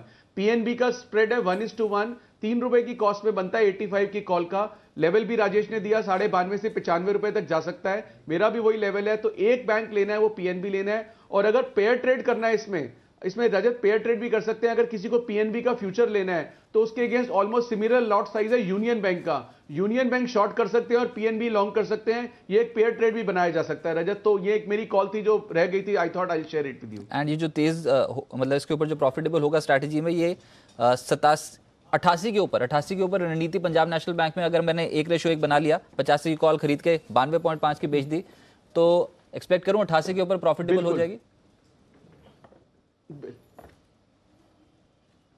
बिल्कुल definitely Rajat, you are absolutely right. जब इसकी कॉस्ट 3 रुपए है, 85 स्ट्राइक की 3 रुपए की कॉस्ट है, तो 88 से ऊपर ये प्रॉफिटेबल हो जाएगा और इसमें 3 रुपए के अलावा कोई ऊपर नीचे का अनलिमिटेड लॉस है ही नहीं है और मुझे लगता है कि करना चाहिए। और अगर किसी को फ्यूचर लेना है तो आई थिंक वो स्टॉप लॉसेस जैसे राजेश ने बताया, बट मैं फ्यूचर से फिर भी थोड़ा होता हूं क्योंकि अब देखिए अनिल रजत, ये अब हर हफ्ते एक्सपायरी होनी है। जो एक्सपायरी के दिन तेजी या मंदी बनती है वो अगले दिन नॉर्मली रिवर्सल सिग्नल आता है। तो अभी क्या होगा, अगर पीएनबी मैंने मान लो 8650 पे आज के टॉप पे ले लिया, कल अगर ये 84-85 भी हो जाएगा तो 7000 का लॉट है, 2 रुपए नीचे आते ही हमारे स्टॉप लॉस हो जाते हैं। बट अगर मैं कॉल की ऑप्शन की स्ट्रैटेजी बना के रखता हूं तो मैं तसल्ली से होल्ड कर सकता हूं। इसीलिए मैंने बोला या तो स्टॉप लॉस रखे, कई बार होगा 84 का स्टॉप लॉस कट जाएगा और फिर आपको 90 का भाव भी मिल सकता है। तो या तो ऑप्शन से लीजिए या फिर एक पेयर ट्रेड बनाइए, जिसमें मुझे यूनियन बैंक एक वीक कैंडिडेट लग रहा है।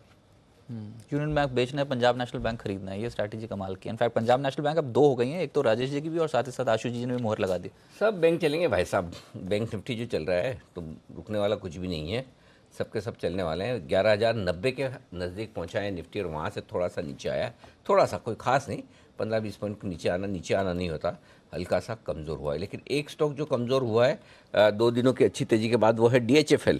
अब 5% नीचे 143 रुपये के आसपास आया है। 163 का हाई परसों बनाया था। अभी मैं राजेश से पूछ भी यही रहा था कि DHFL और इंडियाबुल्स हाउसिंग तो ठीक है, ये स्टॉक आज ज़्यादा टूटा और कल के सत्र में एक्शन बहुत 160 जब हुआ था तब परसों हम, मेरे ख्याल से राजेश जी थे शायद शो पे या कोई यहाँ पे, मेरे ख्याल से तो बोला था कि इस लेवल पे प्रॉफिट भी बुक करना चाहिए, क्योंकि हमने इसे बहुत सही वक्त पर आइडेंटिफाई भी किया खरीदने के लिहाज से और फिर प्रॉफिट बुकिंग की भी राय दी। तो अब नीचे आया तो ठीक है, बिल्कुल सही। देखो स्टॉक अपने एनालिसिस और अपनी चाल के हिसाब से चलना चाहिए बस। तो चाल नीचे और कितना आ सकता है कोशिश की जानने की कर ले। इनफैक्ट दीवान हाउसिंग पे एक बार फिर से राजीव जी ये लेवल्स बताइए, क्योंकि हम ये जानना चाहते हैं जो एक्शन हुआ और कल के सत्र में जितना न्यूज़ फ्लो था इस स्टॉक पे, अब नीचे मिल गया तो दोबारा से री एंटर करने का चांस कौन से लेवल पे होगा या फिर बिल्कुल अवॉइड कर दिया जाए, ये बताइए सर। ठीक है रजत जी, जिसमें जो न्यूज़ फ्लो के चलते एक बुलिश गैप फॉर्मेशन हुआ तो वो ऑलमोस्ट आज फील हो गया है और वो उसका जो लो पॉइंट है वो 136 का है। ये 136 इसके लिए इंपॉर्टेंट लेवल रहेगा। ये करेक्शन जो आज देखने को मिला है 138.20 का लो है, अगर 136 का लो वॉयलेट करता है तो फिर इसमें थोड़ा सा और करेक्शन एक्सटेंड हो सकता है, जो कि इसको 129 126 के जोन में लेके जाएगा।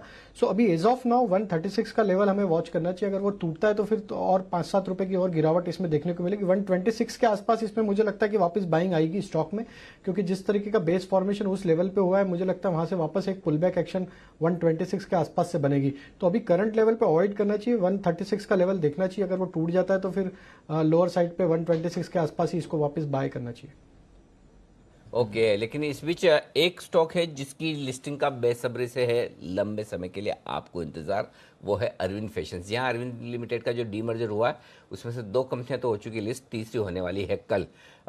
इस लिस्टिंग से रिलेटेड क्या क्या जानकारी आपके हाथ में होनी चाहिए, ये बताने के लिए हमारे सहयोगी डिम्पी कालरा हमारे साथ जुड़ रहे हैं। डिम्पी बताइए, अरविंद फैशंस पूरी डिटेल्स क्या क्या है इसकी? अरविंद फैशन दूसरी कंपनी है, 3 कंपनियों में हिस्सा बंटना था। तो पहले अनूप इंजीनियरिंग, अब दूसरा अरविंद फैशन है जो कि कल लिस्ट हो जाएगा। अब ये अरविंद के 5 शेयरों के बदले में अरविंद फैशन का 1 शेयर आपको मिलने वाला है, जिसकी फेस वैल्यू करीब 4 रुपये बताई गई है। अब आते हैं डीमर्ज के बाद ये अप्रेजल वाला कामकाज इनका अलग हो जाएगा, इंजीनियरिंग का बिजनेस बिल्कुल अलग हो जाएगा। अरविंद फैशन जो कल अलग होकर लिस्ट होगा, आखिरकार वो है क्या? 180 शहरों में करीब 1400 स्टोर इनके पास हैं। US पोलो, फ्लाइंग मशीन, टॉमी और गैप जैसे बड़े ब्रांड इनके पास है, काफ़ी फेमस है मेंसवेयर के अंदर, काफ़ी सारे लोग इनके बारे में जानते भी हैं। तो ये सारे के सारे ब्रांड्स के साथ कंपनी अपने कारोबार के साथ आगे बढ़ेगी, जो कि कल डी लिस्ट होकर एक अलग एंटिटी बन जाएगी। अब आते हैं योगदान, आय कहाँ से इनके पास ज़्यादा आती है? इनके पास 3 अलग अलग ब्रांड है जो इन्होंने अपने बिजनेस के हिसाब से कैटेगराइज कर रखा है। फर्स्ट नए ब्रांड्स जहाँ से 15% रेवेन्यू आता है, कुछ स्पेशलिटी ब्रांड्स हैं जो कि स्पेशल कैटेगरी के अंदर हैं, जिनमें हाई एंड मार्जिन हैं, वो 25% है। और पावर ब्रांड जो कि इनका कॉमन ब्रांड्स है जो काफ़ी सालों से चल रहा है, वो करीब 60% इनका हिस्सा लेके आता है। अब आते हैं इनके नतीजों पर। इनका नतीजा कैसा रहा है? इनका अगर आय देखें तो करीब 17% का इजाफा हमको वहाँ आते हुए दिखा है।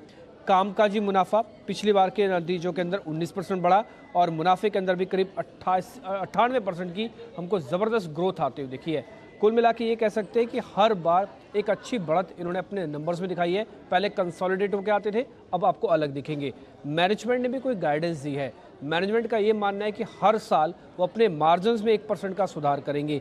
इनका एक ब्रांड है गैप, उसको और मुनाफे में लेके आने की उम्मीद है। ये एक ब्रांड ऐसा है जो भी लॉस मेकिंग है तो उसको मुनाफे में ले आएंगे, और 2 साल में अनलिमिटेड जैसे जो इनका एक बड़ा ब्रांड है उसको भी ये मुनाफे में लेके आने की इनकी योजना है। अब इनका एक और सेगमेंट है जो आपको बताना जरूरी है कि जब एक कंपनी लिस्ट हो रही है तो उसके बारे में जानकारी रखते हुए इनकी आय ऑफलाइन और ऑनलाइन से कितनी आती है। ऑफलाइन वो ट्रेड है जिसमें सीधा आप शोरूम में जाके कपड़े जाके लेते हैं इनके, वो 87% है, यानी कि हर 100 ग्राहक में से 87 ग्राहक इनके शोरूम में जाके कपड़े लेते हैं। 13 ऑनलाइन बुकिंग पे कराते हैं। ये सेगमेंट छोटा है, हो सकता है कंपनी आने वाले दिनों में इस सेगमेंट को बढ़ाएगी तो ओवरऑल बिजनेस बढ़ जाएगा। आय उत्तर भारत से सबसे ज़्यादा आय इनके पास आती है, वहाँ पे इनके नंबर ऑफ स्टोर भी ज़्यादा हैं, 40% आय। और दूसरा है दक्षिण भारत में, पश्चिम और पूर्व में कुछ ज़्यादा बड़ा बिजनेस इनके पास है नहीं। आय का जो हिस्सा है, क्योंकि अलग अलग सेगमेंट में है, किड्स में भी है, मेंस में भी है, तो मेंस सेगमेंट इनका कोर सेगमेंट है जहाँ से करीब 60% आय आती है, किड्स में से करीब 15% आय आती है। इसके अलावा वुमेन सेगमेंट थोड़ा छोटा है, वहाँ से सिर्फ 12% ही आय इनको आती है। तो ये बहुत डिटेल्ड रिसर्च यहाँ पर डिम्पी ने बता दी, लेकिन एग्जैक्टली ये भी जानना चाहेंगे कि अब लिस्टिंग वाले दिन लिस्टिंग कौन से लेवल पे होगी, तो कल ये तो होगी। बताएंगे कल सुबह बताएंगे हम 9:45 पे। चलिए, तो एक स्पेशल हमारा सेगमेंट होगा 9:45 में, जिसमें एग्जैक्टली बताएंगे कि अरविंद फैशंस की जो लिस्टिंग होगी कौन से लेवल पे हो सकती है। और अभी जो डिम्पी बात कर रहे थे, अलग अलग कैटेगरीज इनके जो अलग अलग सेगमेंट्स हैं, एग्जैक्टली उनका मार्जिन पिक्चर कैसी है, उनसे आय कितनी जनरेट करती है कंपनी, और आने वाले समय के लिए अगर आपके पास शेयर्स हो तो उनको होल्ड करना चाहिए या फिर सेल, ये बताएंगे 9:45 पे सुबह आपको। देख लीजिए, अरविंद लिमिटेड से डीमर्ज हुई तीसरी कंपनी अरविंद फैशंस की होगी लिस्टिंग शुक्रवार को, और हम बताएंगे आपको उसका क्या होना चाहिए, राइट वैल्यूएशन, किस तरीके से आपको उस कंपनी को समझना चाहिए, कहाँ होगी लिस्टिंग और लिस्टिंग के बाद क्या करें आप, बताएंगे आपको शुक्रवार सुबह 9:45 पर, सिर्फ जी बिजनेस पर। यही तो खास बात है, जो डीमर्ज से हो रही है जो कंपनियां लिस्ट, वहां पर तगड़ा मुनाफा देखने तो आपको याद होगा कि देखिए, जब अनूप इंजीनियरिंग लिस्ट हुई थी तो वरिंदर ने साफ कहा था कि इसका फेयर वैल्यूएशन 600 से 700 रुपए होता है, और ये लिस्ट हुआ था 500 रुपए के आसपास। तब से 4 दिन से ऊपर का सर्किट लगा रहा है। आप देखिए, अरविंद भी तो चल रहा है साथ साथ, 5% का ही सर्किट लिमिटेड है। आज भी देखिए, ये है कमाल वैल्यूएशन का, आज भी देखिए 547 रुपए आ चुका है। तो लगातार हर रोज वो सर्किट पे सर्किट ट्रेड कर रहा है। 400 के नीचे ये नहीं, अनूप इंजीनियरिंग दिखाइए जो सर्किट पे सर्किट चल रहा है। सर्किट लिस्ट हुआ था 500 के भी नीचे, और अब ये स्टॉक आप देखिए 550 के आसपास आ चुका है। अब ऐसा ही दमदार। अच्छा, एक चीज़ और बता दूं, अरविंद फैशंस तो ये सबसे ब्लू आइड स्टॉक है इन तीनों, इस पूरे ग्रुप में। अब इस स्टॉक में सबसे ज़्यादा लोगों का इंटरेस्ट है, तो इसकी लिस्टिंग बेहद धमाकेदार होगी, 4 अंकों में होगी। अच्छा, हाँ, 1000 के ऊपर। ओके, तो आपको मजा आएगा देखने का। ये अब 1000 होती है, 1200 होती है, 1500 होती है, ये सुबह 9:45 पे बताएंगे हम आपको। और आप में से कई लोगों ने अरविंद लिमिटेड के शेयर पहले खरीद के रखे हुए डीमर्जर से पहले के, तो आपको कितना मुनाफा बनेगा कल कैलकुलेट कर लेना आप बैठ के, ठीक है। और अब वो जो मैं आपसे पूछ रहा था ना, जो अगले रिसर्च गुरुकुल में आप क्या करने वाले हैं, तो ये डीमर्ज से जुड़ी जो कंपनियां हैं, यही एक थीम है कि इन कंपनियों को कैसे ट्रैक किया जाए, इनकी वैल्यू कैसे निकाली जाए। हाँ, जब डीमर्ज होकर कंपनियां लिस्ट होती है तो किसी को पता नहीं होता, ये ले लो, ये डीमर्ज हो रही है, इसकी वैल्यू अनलॉकिंग हो जाएगी, भाव बढ़ जाएगा, इसके बेसिस पे सब लेते हैं। लेकिन कैसे वो भाव बढ़ेगा, क्या भाव निकलना चाहिए, और स्पेशली जो स्टॉक पहले दिन ट्रेड हो रहा हो उसका वैल्यूएशन कैसे निकाला जाए, कैसे किया जाए, ये हम बताएंगे अगले हफ्ते आपको रिसर्च गुरुकुल में, बुधवार को सुबह 10:30 बजे। और बहुत सारे ऐसे बिजनेस हाउसेस हैं जिनकी कंपनियां ऑलरेडी डीमर्ज होकर लिस्ट हो गई हैं, तो उसी से एग्जांपल निकाला जाएगा। और खासतौर से रिटेल कंपनियां जो हैं वो कहीं ना कहीं फोकस में, क्योंकि बहुत सारी डीमर्ज से जुड़ी खबरें आई थी। तो ये एक बेहतरीन रिसर्च होगी जो आपके सामने हम पेश करने की कोशिश करेंगे। लेकिन अरविंद की बात चलिए तो इसी पे एक रिएक्शन ले लेते हैं। शुभम, बताएं 89-90 ये लेवल्स पे कैसा लग रहा है ये स्टॉक, यहाँ से और तेज हो सकता है क्या? क्योंकि अब ये डीमर्ज हो गए, कंपनियां तो लिस्ट होनी शुरू हो गई हैं, लेकिन ये स्टॉक रुक नहीं रहा है, 90 के लेवल पे कामकाज कर रहा है। रजत जी, मुझे लगता है कि अरविंद में ये मूव एक्सटेंड होना चाहिए, और जिस तरह से 2 दिन के कंसोलिडेशन के बाद आज फिर से एक मूवमेंट आना शुरू हुआ है, तो मुझे लगता है कि यहाँ पे और थोड़ा कंटिन्यूएशन देखने को मिलेगा। ऑप्शंस के डेटा में 90 रुपए के आसपास हैवीएस्ट अभी कॉल ऑप्शन है, और अंडरलाइन का भी प्राइस ऑलमोस्ट उसी लेवल पे अभी ट्रेड कर रहा है। तो मुझे लगता है कि अगर यहाँ पे हम क्लोज होने में सफल हो जाते हैं, जो कि मोस्ट लाइकली होना ही चाहिए, तो यहाँ से बिकॉज ऑफ कॉल राइटिंग और वहां पे एक शॉर्ट कवरिंग आपको आता हुआ दिखेगा। जो भी कॉल राइटर्स हैं जिन्होंने 90 का कॉल बेचा हुआ है, उनके तरफ से आपको कवरिंग आता हुआ दिखेगा, जिसमें मुझे लगता है कि 95 तक का नेक्स्ट टारगेट अरविंद में आता हुआ दिखेगा। तो एक 88 रुपीज के स्टॉप लॉस से 95 रुपीज तक के टारगेट के लिए यहाँ पे लॉन्ग ट्रेड लेना चाहिए। अच्छा, शुगर स्टॉक्स आज के सत्र में दबाव में, ऊपरी स्तर पर दबाव है। पहले तो आपको ये बताते हैं कि आज बाजार खुलते ही आपको बोला क्या गया था कि एग्जैक्टली शुगर को कैसे प्ले करें आज के सेशन में, क्योंकि बहुत बड़ी खबर कैबिनेट में आने वाली थी और आई भी, लेकिन उससे पहले आपको वार्न कर दिया गया था। आज ऊपर में एंट्री न करें, आपको मौका मिलेगा, और अगर आपकी सही लेवल पर एंट्री हुई है, मुनाफा वसूली करिए, फिर से वापस लीजिएगा।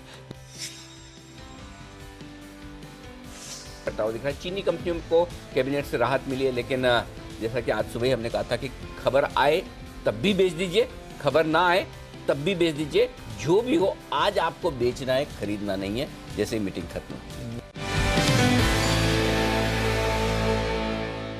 अब आशीष जी से मैं ये पूछ रहा था कि लोअर लेवल पे मिल गया दोबारा खरीद लें, क्योंकि सबसे तेज चलने वाला सेक्टर शुगर ही है। जी को पूछो, अभिमन्यु को चक्रव्यूह में घुसाने वाले तो बहुत लोग हैं, कमी थोड़ी है यहाँ पे महाभारत में, निकालने वाले कितने पूछो जरा। आशीष जी मैं ऑलरेडी पूछ चुका हूँ, उन्होंने बोला ठीक है अगर नीचे मिल जाते हैं तो डेफिनेटली ये सेक्टर है जो टर्न अराउंड हो। मैं इन जनरल पूछ रहा हूँ मुझे याद है आशु जी ने मेरी एक ही सलाह की सबसे ज़्यादा तारीफ की थी आज तक की, और वो है सन फार्मा रिजल्ट के दिन का मेरा शॉर्ट कॉल। मुझे याद है 455 रुपये का दाम था और 455 खुला था और मेरा ये कहना था जहाँ खुले वहीं बेच दीजिए। मुझे नहीं लगता उससे ज़्यादा तारीफ किसी चीज़ की होगी। आशु जी सही है ना?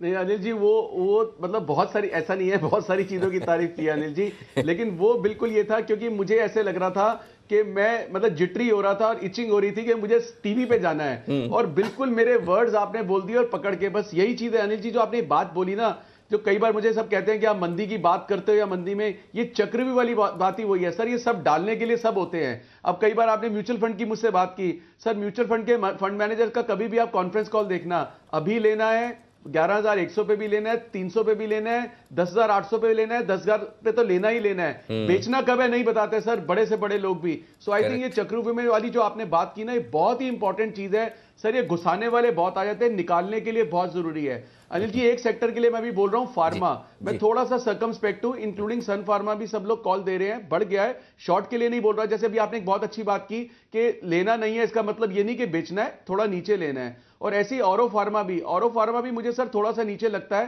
क्योंकि अभी माहौल ऐसा नहीं है कि कोई शॉर्ट कॉल दी जाए। लेकिन आपको पता है कि अब आपने टेम्प्ट कर दिया तो मैं शेयर कर रहा हूं, कुछ ना कुछ तो शॉर्ट सर, 4 चीजें लाऊंगा तो एक शॉर्ट करके तो जाना ही पड़ता है, ऐसे तो जा नहीं सकते। ऑन द कॉन्ट्री ओवरऑल मार्केट बहुत अच्छी लग रही है वैसे अनिल जी। बिल्कुल। मैंने तो फार्मा 727 किलो रुपए एकदम से बिकवाली हुई है हाई लेवल पे। हाँ, वे भी बिकना शुरू हुआ। जरा आशीष जी मैं आपको 2-4 मिनट का विराम देता हूँ, जल्दी से एक आध कोई शॉर्ट कॉल अगर मिलता है तो ढूंढ लीजिए, कोई दिक्कत नहीं। फार्मा में तैयारी हुई है, शुरुआत हुई है मंदी होने की। जब तक हम शुभम जी और राजेश जी की सेवाओं का उपयोग कर लेते हैं। टाटा ग्रुप के समूह के स्टॉक्स में एकदम से तेजी बढ़ी। टाटा मोटर्स नहीं चला आज के सत्र में, लेकिन आप टाटा मेटालिक्स देख लीजिए और टाटा स्पॉन्ज और टिन प्लेट, ये तीनों ही स्टॉक्स में अच्छा एक्शन है और लगभग दिन के उच्चतम स्तर पे ही आपको टाटा स्पॉन्ज, मेटालिक्स और टिन प्लेट दिखाई देंगे। टाटा मेटालिक्स में तो जोरदार रिटर्न मिल रहे हैं आज भी और टाटा स्पॉन्ज भी तेज है। तो शुभम जी एक बार देख के बताएं सर, कैश मार्केट में टाटा स्पॉन्ज, मेटालिक्स या फिर टिन प्लेट कोई भी स्टॉक आ रहा है रेडार पर आपके?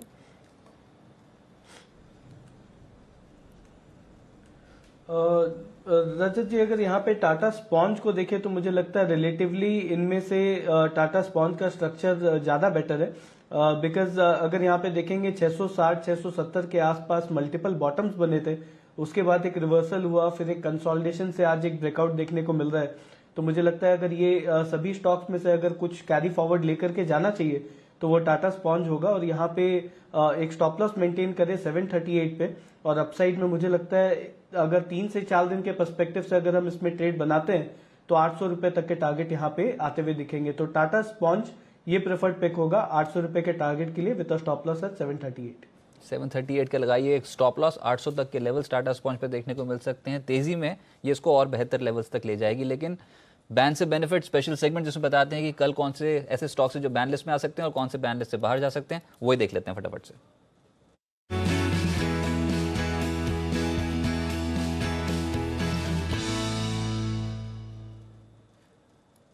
देवांशी जोड़िए। देवांशी 3 स्टॉक्स हैं बैन में, कोई भी बाहर निकलेगा पहले तो ये बताइए। वॉकआउट फार्मा के चांसेस हैं बाहर निकलने के लिए, क्योंकि 82% अब मार्केट वाइड पोजीशन रह गई है यहाँ पे 85% के सामने। तो अगर थोड़ी सी और पोजीशन कटती है तो वॉकआउट फार्मा यहाँ से बैंक से एग्जिट कर सकता है। चलो वॉकआउट फार्मा बाहर आ जाएगा, चांस पूरे हैं, 82 के आसपास आ गया। देवांशी कोई एंट्री वाला कैंडिडेट है कि किसी में बनी है पोजीशन आज? कोई नहीं है। एक भी नहीं? तो कल बेचारा अकेला रह जाएगा वो। फिर रिलायंस पावर, रिलायंस पावर और आईडीबीआई 2 हैं। अच्छा आईडीबीआई भी तो है ना? हाँ आईडीबीआई भी आ गया था, हाँ 2 है। चलिए ठीक है, इनको दोनों को रहने ही दीजिए फिर अंदर। वोकहार्ट फार्मा यहाँ पर अगर ये बैन से बाहर निकला तो कुछ एक्शन बन सकता है, इसी पे बात कर लेते हैं, क्योंकि अभी 82% के आसपास की पोजीशन जो है इसमें भी और भी खड़ी है और दिन के निचले स्तर के आसपास पहुंच गया था। किसी ना किसी तरीके से हरे निशान में टिकने की कोशिश कर रहा है। राजेश जी देख के बताएं वोकहार्ट फार्मा का स्टॉक सर, ये पिछले कुछ दिनों में अच्छे एक्शन में था, 432 के लेवल पे तो अभी भी टिक रहा है।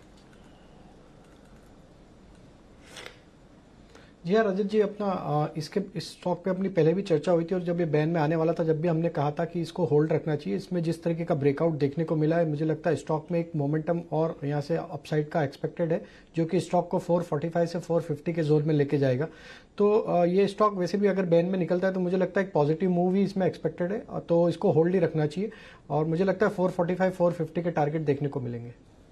चलिए तो इसको होल्ड रखना चाहिए। यहाँ पर बेहतर लेवल्स 455 तक के देखने को मिल सकते हैं। लेकिन जो सबसे ज़्यादा खरीदारी हो रही है डेरिवेटिव मार्केट में, उसमें सिर्फ सरकारी बैंक से शामिल है और कोई ऐसा सेक्टर नज़र नहीं आ रहा पिछले कुछ अगर आधे घंटे का डेटा देखें जहाँ पर पोजीशंस बन रही हो, और उसमें भी बहुत सारे स्टॉक्स ऑलरेडी डिस्कस हो गए हैं। Allahabad, PNB, bank of Baroda, syndicate, ये तमाम स्टॉक्स दिन के उच्चतम स्तर पे।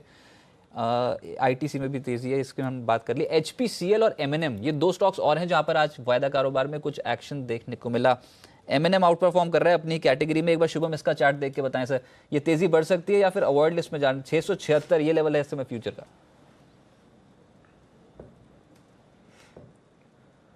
रजत जी, मुझे लगता है एमएनएम में ये जो मूव हो रहा है वो सिर्फ एक पुल बैक है, तो यहाँ पे बहुत ज्यादा बड़ा टारगेट का मेरा एक्सपेक्टेशन नहीं है, बट मुझे लगता है कि 690 695 तक ये मूव एक्सटेंड हो सकता है, बिकॉज ऑलरेडी स्टॉक चल गया और रिवॉर्ड टू रिस्क बहुत ज्यादा फेवरेबल नहीं है, तो फ्रेश ट्रेड बनाने की सलाह नहीं होगी। बट जिनके पास ट्रेड ऑलरेडी लॉन्ग साइड पे है वो होल्ड कर सकते हैं। 665 का एक ट्रेलिंग स्टॉप लॉस मेंटेन करें और अपसाइड में 695 के आसपास अगर मिलता है तो वहां पे एक बार मुनाफा बांध लेना चाहिए। तो फ्रेश ट्रेड ना करें, बट अगर एग्जिस्टिंग होल्डिंग है तो उसको होल्ड किया जा सकता है 1-2 दिन के लिए। आईसीआईसी प्रू, यहाँ पर ओपन इंटरेस्ट बहुत ज़्यादा बढ़ा है आज 9% के आसपास, और इस स्टॉक में लगभग 3% के आसपास की गिरावट देखने को मिल रही है। 327 के लेवल पे ये कामकाज कर रहा है। ऊपरी स्तरों पे मुनाफा वसूली देखने को मिल रही है, तो ये भी एक रेडार पर है। 10% बढ़ गया ओपन इंटरेस्ट का दिन के निचले पे। फटाफट से कमेंट ले लेते हैं। राजेश जी देख के बताएं, इनफैक्ट शुभम आप देख के बताएं 327 328 के लेवल पे आईसीआईसी प्रू पे क्या करा जाए? रजत जी, एक्चुअली मैं जस्ट अभी फाइंड ही करने का कोशिश कर रहा था कि कहाँ पे हम लोग एक एसटीबीटी पर्सपेक्टिव से ट्रेड बनाए, और उसमें से एक वॉच लिस्ट में एटलीस्ट आईसीआईसीआई प्रू बिल्कुल है। तो मुझे लगता है ये जो पुल बैक था, बिकॉज पुल बैक में इसलिए बोलूंगा, अगर आप मई से लेकर के अभी तक का अगर आप इसमें मूवमेंट देखेंगे तो हर बार प्रीवियस हाई को क्रॉस नहीं कर पाया, और जब भी उस लेवल के आसपास में आता है तब हमें सेलिंग प्रेशर यहाँ पे बढ़ता हुआ दिखता है। तो 340 के आसपास का जो अभी रिसेंट हाई बना था, मुझे लगता है कि वो ऑलरेडी एक टॉप हो चुका है, और अब यहाँ से ज्यादा अपसाइड आईसीआईसीआई प्रू में आता हुआ नहीं दिखना चाहिए। तो एटलीस्ट एक ट्रेडिंग पर्सपेक्टिव से, एसटीबीटी पर्सपेक्टिव से भी अगर हम यहाँ पे एक ट्रेड ले तो मुझे लगता है शॉर्ट करके जाना चाहिए। 334 का स्टॉप लॉस रखें, और कल तक के लिए मेरा जो टारगेट होगा वो होगा 320 का, और सेकंड टारगेट होगा 315 का। तो 320 तक का टारगेट मुझे लगता है कल तक के सेशन में ही आता हुआ दिखेगा। 334 के स्टॉप लॉस से यहाँ पे एक शॉर्ट ट्रेड बना के जाना चाहिए। एक और बायोकॉन, इनफैक्ट फार्मा स्टॉक्स का आज दिन नहीं है, ऊपरी तरफ मुनाफा वसूली ज़्यादा देखने को मिल रही है। और बायोकॉन तो शुरुआती सत्र से दबाव में था, इनके 6 आपत्तियां मिल गई एक प्लांट को, उसके बाद सुबह से ही ऊपरी स्तरों पे मुनाफा वसूली स्टॉक में देखने को मिली, और 613 ये मौजूदा स्तर देखने को मिल रहा है। राजेश जी एक बार बायोकॉन पे बताइए व्यू सर, 2% नीचे आज, खरीद लें निचले स्तर पे या फिर अभी और टूटेगा ये? नहीं, मुझे लगता है और इसमें सेलिंग प्रेशर रहेगा। मुझे लगता है 600 इवन 595 का लेवल आएगा, वहां तक ये स्टॉक में वेट करना चाहिए। वो एक मल्टीपल सपोर्ट जोन है 595 का, तो मुझे लगता है 595 का वेट करें, वहां पे इसमें बाइंग इनिशिएट की जा सकती है। अच्छा रजत जी, एक मुझे एसटीबीटी कॉल देना था। बिल्कुल, तो हमारे पास बीटीएसटी का ही है, बजा दें वही बजा, उसी में दे देंगे एसटीबीटी में। चलिए बिल्कुल हो जाएगी।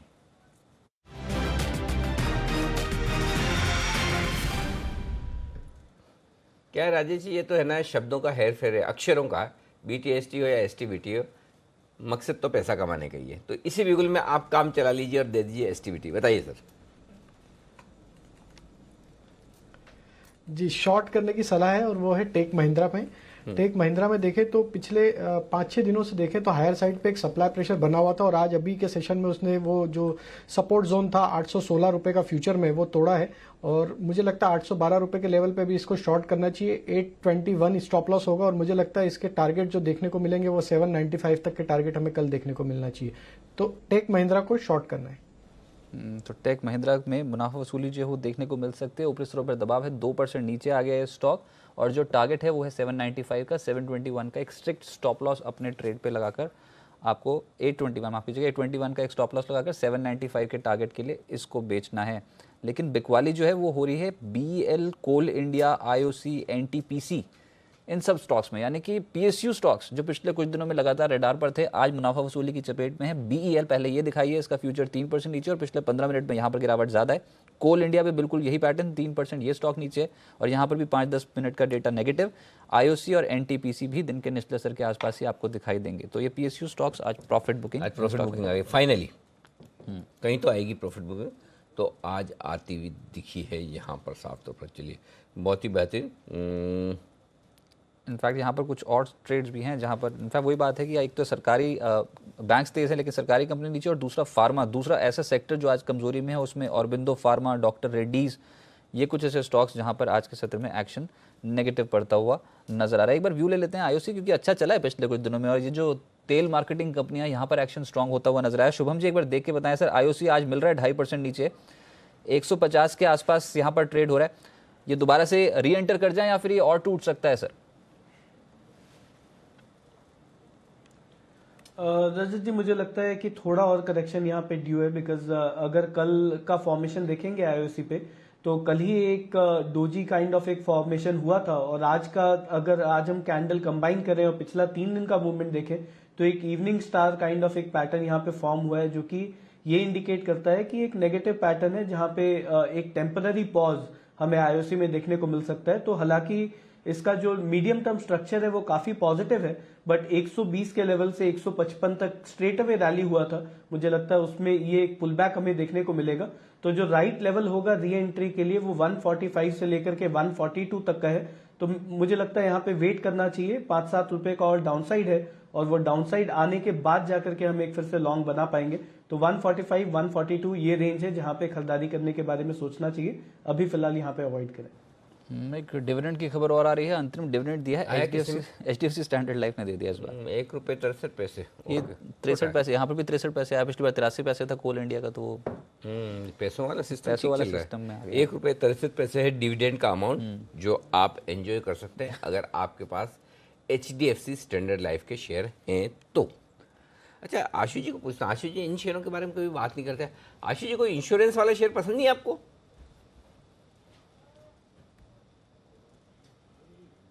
नहीं अनिल जी, मेरे को इंश्योरेंस वाला कोई बहुत ज्यादा स्टॉक पसंद नहीं है। मुझे अनिल जी ऐसा नहीं लगता कि उसमें कोई बहुत बड़ी वेल्थ क्रिएशन होगी। वैसे तो अनिल जी मेरे हिसाब से वेल्थ क्रिएशन तो वेल्थ डिस्ट्रक्शन से ज्यादा होती है ट्रेडिंग में। अनिल जी अभी ऑरो फार्मा की बात की थी, तो हमने पिछले 15 मिनट में 10 मिनट में ऑलरेडी 10 रुपए की गिरावट आ गई है। अनिल जी एक और स्टॉक है, अभी आपने कहा कि कुछ आइडेंटिफाई करके रखिए, जो औरों की बात हो रही थी सेल के लिए, और एक और सेल है थोड़ा सा नीचे आ गया है, इसके लिए भी मैं शुभम से थोड़ी कंफर्मेशन चाहूंगा, क्योंकि मैं इसकी वेट कर रहा था राइट प्राइस आने की पिछले कुछ दिनों से, और कल या परसों में कुणाल जी ने इसकी कॉल भी दी थी और उनकी कॉल भी सक्सेसफुल हुई थी, वो है जुबिलेंट फूड। बट 1350 के भाव पे अनिल जी आज सिग्नल बाद में आया, लेकिन 1350 प्लस में मैंने तो शॉर्ट सेलिंग का राय दे दी थी कि जुबिलेंट फूड में बहुत हो गया। अभी 15, 20, 25 रुपए की गिरावट आई है, लेकिन मुझे लगता है कि इसका अपसाइड जो आज हाई बन गया है, शायद वो बन गया है शायद हाई, क्योंकि मैं इसको 1275, 80, 90 चल रहा था, तब से वेट कर रहा हूं कि एक मूव आ जाए, क्योंकि मार्केट तेज लगती थी। तो अगर शुभम, क्योंकि अभी जैसे शुभम ने बिल्कुल ठीक कहा सर, कुछ हमारे जो थॉट प्रोसेस है काफी मिलते हैं, तो क्या जुबिलेंट उस कैटेगरी में आ गया शुभम के आज के हाई के स्टॉप लॉस से इसकी जर्नी वापस शुरू हो गई है, या थोड़ा ऊपर बेचना चाहिए? तो शुभम जी बताएं, फिलहाल ये 13-20 के लेवल पे जुबिलेंट फूडवर्क्स यहीं बेच दें या फिर थोड़ा वेट करें, ऊपरी स्तरों पर बेचना चाहिए, क्या करें जुबिलेंट फूडवर्क्स पे? आशु जी, मुझे यहाँ पे लगता है कि एक छोटा टारगेट है, मतलब शॉर्ट का कैंडिडेट जरूर है, बट मुझे और आपको दोनों को ही 20 रुपए का फॉल में इंटरेस्ट नहीं है। तो मुझे लगता है कि 20 रुपए का यहाँ से डाउनसाइड बिल्कुल हो सकता है, जो कि कल तक के सेशन में ही आता हुआ दिखे, बिकॉज 2 दिन से जिस तरह से इसमें लॉन्ग बिल्ड हो रहे थे, वहां पे एक टेम्पररी ट्रैप क्रिएट हुआ है। बट फिर भी अगर मुझे कोई बड़ा सेल कॉल लेना है तो मैं 1380 के लेवल के ऊपर ही लूंगा, बिकॉज ये जो 2-3 दिन पहले जो लॉन्ग बिल्ड हुए थे, उसके बाद हो सकता है कि फिर से एक मोमेंटम वहां तक आता हुआ दिखे। तो बहुत बड़ा मुझे यहाँ पे अभी फिलहाल गिरावट नहीं दिख रहा है। 20 रुपए का डाउनसाइड ट्रेडिंग पर्सपेक्टिव से है, बट उससे ज्यादा फॉल जुबिलेंट फूड में थोड़ा सा डाइसी है। चलिए, तो मैक्सिमम 20 रुपए तक की एक्सपेक्टेशन शुभम जी की राय है कि यहाँ पर 20 रुपए और मिल सकते हैं। अगर आपने शॉर्ट पोजीशन बनाई हो तो 20 रुपए तक की डाउनफॉल यहाँ पर और देखने को मिल सकते हैं। लेकिन जो स्टॉक तेज हुआ है, ऊपरी स्तरों पर बाजार में मुनाफा वसूली जरूरी है। एक स्टॉक है हेडलबर्ग सीमेंट कैश मार्केट में। ये राजेश जी आप देख के बताएं सर, ये दिन के उच्चतम स्तर पे ट्रेड कर रहा है, मूव पॉजिटिव, और पिछले कुछ दिनों से कंसिस्टेंटली यहाँ पर चढ़ रहा है। प्रॉफिट बुक कर लेना चाहिए, क्योंकि ये दौड़ लगाई है इसने 151 से लेकर 176 तक की। मुनाफा बांध लें या फिर यहाँ पर और तेज होगा? जी हाँ, बिल्कुल 176 इसका रेजिस्टेंस जोन है। मुझे लगता है मुनाफा बिल्कुल बांध लेना चाहिए स्टॉक में। इसका जो फ्रेश ब्रेकआउट अब होगा वो स्टॉक अब जब तक 178 के ऊपर क्रॉस नहीं होगा, मुझे लगता है कि इसमें तेजी यहाँ पे पॉज होगी और थोड़ा सा मुनाफा वसूली देखने को मिलेगी स्टॉक में। लोअर साइड में मुझे लगता है वापस ये स्टॉक धीरे धीरे स्लाइड होकर 165 163 तक आएगा। तो अभी करंट लेवल पे किसी का पोजीशन है तो उन्हें प्रॉफिट बुक करना चाहिए। और इस बीच 27,750 के आसपास बैंक निफ्टी है और 11,050 के आसपास निफ्टी है। 11,050 की निफ्टी के आज के कॉल ऑप्शन में 20 लाख शेयर है, ठीक है, और पुट ऑप्शन में 10 लाख शेयर है। तो यही सपोर्ट का काम करेगा बचे हुए 8-10 मिनट। बोला ही गया था 11,100 11,125 नहीं तोड़ेगा इतनी आसानी से। नहीं जाएगा, 11,000 उन्हीं लेवल्स के आसपास 11,090 क्या हाई बनाकर घूम गया, देख लीजिए। और 27,850 के आसपास इसको पार नहीं करना था, बैंक निफ्टी भी वहीं से हाई बनाकर घूमा है। तो एग्जैक्टली एकदम परफेक्ट लेवल से बाजार यू टर्न मार रहा है। लेकिन आप देखिए अभी भी आज दिन में 2 बार बैंक निफ्टी हमने इसलिए बोला, और बैंक निफ्टी लाल निशान में, निफ्टी और बैंक निफ्टी दोनों एक साथ दिखाइए, आपको अंदाजा लग जाएगा। निफ्टी लाल निशान में, बैंक निफ्टी देखिए 0.5% मजबूत है। ये फ़र्क है। आपको सही वक्त पे सही इंडेक्स चुनना भी ज़रूरी है ताकि आपका पैसा बन पाए। थीम भी तो यही है ना, आज मार्केट में सबसे ज़्यादा तेज़ हुए हैं वो है बैंक्स, सरकारी बैंक्स, निजी बैंक, सभी में खरीदारी होती हुई नजर आ रही थी और उसी का असर निफ्टी बैंक 0.5% ऊपर है और निफ्टी इतना तेज़ नहीं चल पाया। लेकिन थोड़ी देर पहले जो बात हो रही थी निफ्टी बैंक को लेकर एग्जैक्टली क्या कहा गया था आपसे, वो सुनिए पहले आप। धीरे धीरे लोअर लेवल से खरीदारी आने के संकेत आ रहे हैं। निफ्टी में भी आ रहे हैं और बैंक निफ्टी में भी आ रहे हैं। तो एक बार ऐसा लग रहा है बैंक निफ्टी और निफ्टी दोनों ही आज के हाई को पार करने की कोशिश करेंगे। मुझे डायरेक्शन क्लियर नजर आ रहा है। स्पीड अलग बात हो सकती है, स्पीड मतलब ये अभी तुरंत बढ़ जाए या ये बढ़ने में 2, 2:30, 3 बजे तक लगाएं, वो वक्त अलग हो सकता है। लेकिन डायरेक्शन दिख रहा है, इनको जाना ऊपर है। तो स्टॉप लॉस रखिए 27,550 का, 27,700, 27,800 2 टारगेट के लिए बैंक निफ्टी में खरीदारी करनी है। बिल्कुल। इस बीच 27,800 पहला target not out bank Nifty 27,800 के भी पार निकलता हुआ। पहला टारगेट नहीं है, तीसरा टारगेट है 27,810 ये निफ्टी बैंक का इस समय लेवल आ रहा है और अगला जो टारगेट है 27,850। स्टॉप लॉस ट्रेल करने से स्टॉप लॉस बहुत नीचे रहेगा। अब इसको स्टॉप लॉस को ट्रेल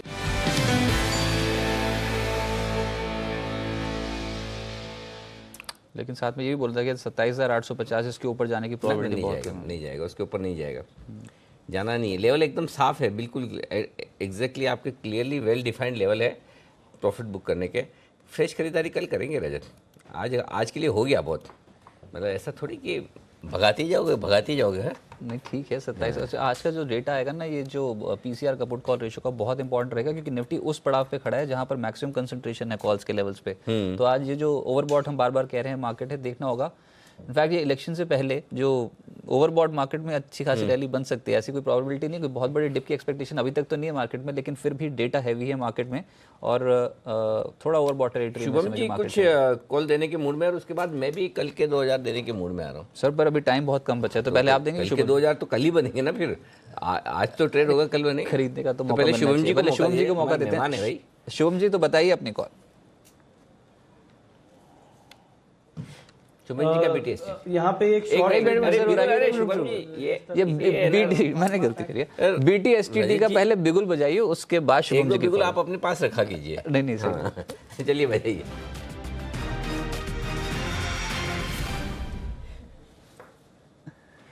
अब बताइए शुभम जी, अब थोड़ा कॉल में दम आएगा एकदम। बिगुल भी टाइम ले गया। हाँ नहीं बिल्कुल अनिल जी, यहाँ पे मेरे तरफ से भी फार्मा में एक सेल कॉल है और वो स्टॉक है कैडिला। कैडिला को अगर हम देखें तो मुझे लगता है कल के सेशन में ही एक यहाँ पे टॉप बन गया था और आज फिर से वहां पे फॉलो अप सेलिंग आता हुआ दिख रहा है। तो पूरे फार्मा स्पेस में एक रिलेटिव अंडर परफॉर्मर रहा है। तो जनरली अगर मार्केट में थोड़ा भी करेक्शन होता है तो अंडर परफॉर्मिंग स्टॉक को बेचना मुझे लगता है कि ज्यादा बेटर होगा। तो यहाँ पे कैडिला बेचना चाहिए। जो कल तक के लिए जो मुझे लगता है कि टारगेट यहाँ पे आता हुआ दिखेगा वो 320 रुपए का है और 335 रुपए पे एक स्टॉप लॉस मेंटेन करे तो ये एक एसटीबीटी ट्रेड यहाँ पे बनाना चाहिए। और कैडिला में ही आसू जी के लिए एक स्पेशल टारगेट है 310 का, जो कि 10 रुपए और फर्दर नीचे है। तो पोजिशनल पर्सपेक्टिव से अगर यहाँ पे ट्रेड बनाएंगे तो 310 तक के भी टारगेट कैडिला में आते हुए दिखेंगे। चलिए, तो पहला 320 और उसके बाद 310 तक का टारगेट है, लेकिन 335 ये एक स्ट्रिक्ट स्टॉप लॉस आपको अपने ट्रेड पे लगाना है। पहला टारगेट 320 है, उसके बाद पोजीशनल 310, लेकिन कल के 2000 इसका भी पहले बिगुल बजाते हैं, उसके बाद अनिल जी की स्ट्रैटेजी कौन सा स्टॉक है वो देखते हैं।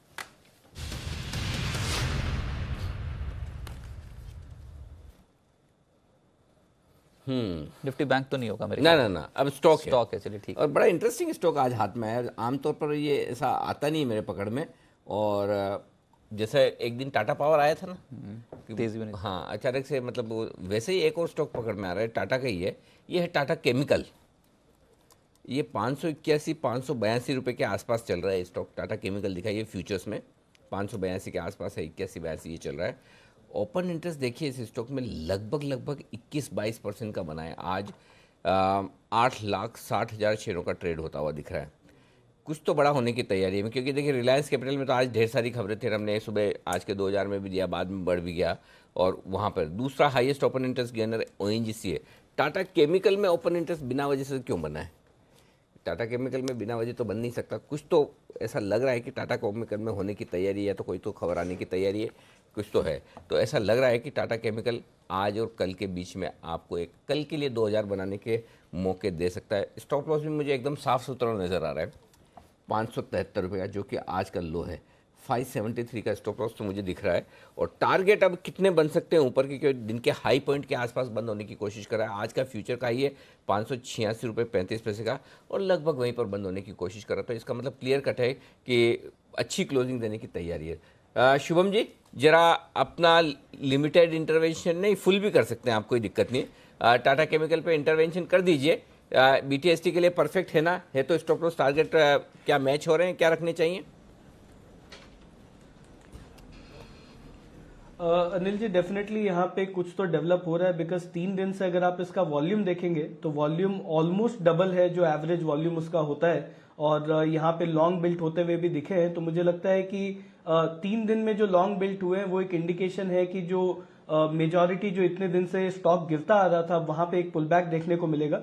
तो मुझे लगता है कि 573 जो आपने स्टॉप लॉस बताया आज का लो, वो स्ट्रिक्टली मेंटेन करना चाहिए, और अपसाइड में 605 तक के लेवल यहाँ पे आते हुए दिख सकते हैं। तो मुझे भी लगता है कि ये जो डेवलपमेंट है पिछले 3 दिनों का, वो काफी पॉजिटिव है, और एक अपमूव 605 तक यहाँ पे देखने को मिलना चाहिए। चलिए, तो 605 तक का टारगेट है और 573 ये टाटा केमिकल्स पे एक छोटा सा स्टॉप लॉस लगाइए। तेजी में आए ये स्टॉक बीते 15-20 मिनट में, और ये तेजी इसको और बेहतर लेवल्स तक ले जा सकती है। शुभम जी 605 का टारगेट रख रहे हैं और 573 एक स्टॉप लॉस लगा रहे हैं, और कल के 2000 में ये शामिल किया अनिल जी ने। लेकिन कैश के कुछ और स्टॉक्स हैं जहां पर एक्शन तेज है, उसमें एक है प्रिज्म जॉनसन। ये स्टॉक तेज है। हिडलबर्ग सीमेंट के हम ऑलरेडी बात कर चुके हैं। प्रिज्म जॉनसन में भी एक्टिव है ये स्टॉक, 3% ऊपर है। और साथ साथ एक स्टॉक है ब्रिगेड एंटरप्राइजेज, ये भी दिन के उच्चतम स्तर पे क्लोज होने जा रहा है, और यहाँ पर भी 5.6% के आसपास की तेजी बनती हुई नजर आ रही है। राजेश जी फटाफट से मिस ना हो जाए इसलिए पूछना, सर प्रिज्म जॉनसन और दूसरा ब्रिगेड एंटरप्राइजेज बेहतर पिक कौन सी होगी अगर किसी को कैरी करनी है कल के लिए? तो रजत जी, ब्रिगेड ज़्यादा अट्रैक्टिव लग रहा है। जिस तरीके का इसमें कंसोलिडेशन का ब्रेकआउट हुआ है, मुझे लगता है ये स्टॉक में और तेजी कंटिन्यू होना चाहिए। 230 तक के टारगेट ब्रिगेड में देखने को मिलेंगे। करंट लेवल पे पोजीशन अगर लिया हुआ है तो होल्ड करना चाहिए। 217 स्टॉप लॉस ट्रेल कर लेना चाहिए। 230 तक के टारगेट, वहाँ पे प्रॉफिट बुक करना चाहिए। टाटा मोटर दिखाएं एक बार, क्योंकि मेरे ख्याल से शुरुआती सत्र में नहीं, अभी भी दबाव में ही है मेरे ख्याल से टाटा मोटर। अच्छा, ये 190 के आसपास ही आके ट्रेड करना शुरू कर दिया। टाटा ग्रुप के स्टॉक्स में खरीदारी है, आधे फीसदी ऊपर है ये स्टॉक अभी भी 190 के लेवल पर। राजेश, ठीक लग रहा है टाटा मोटर्स आपको, या फिर अवॉइड करेंगे स्टॉक को आप?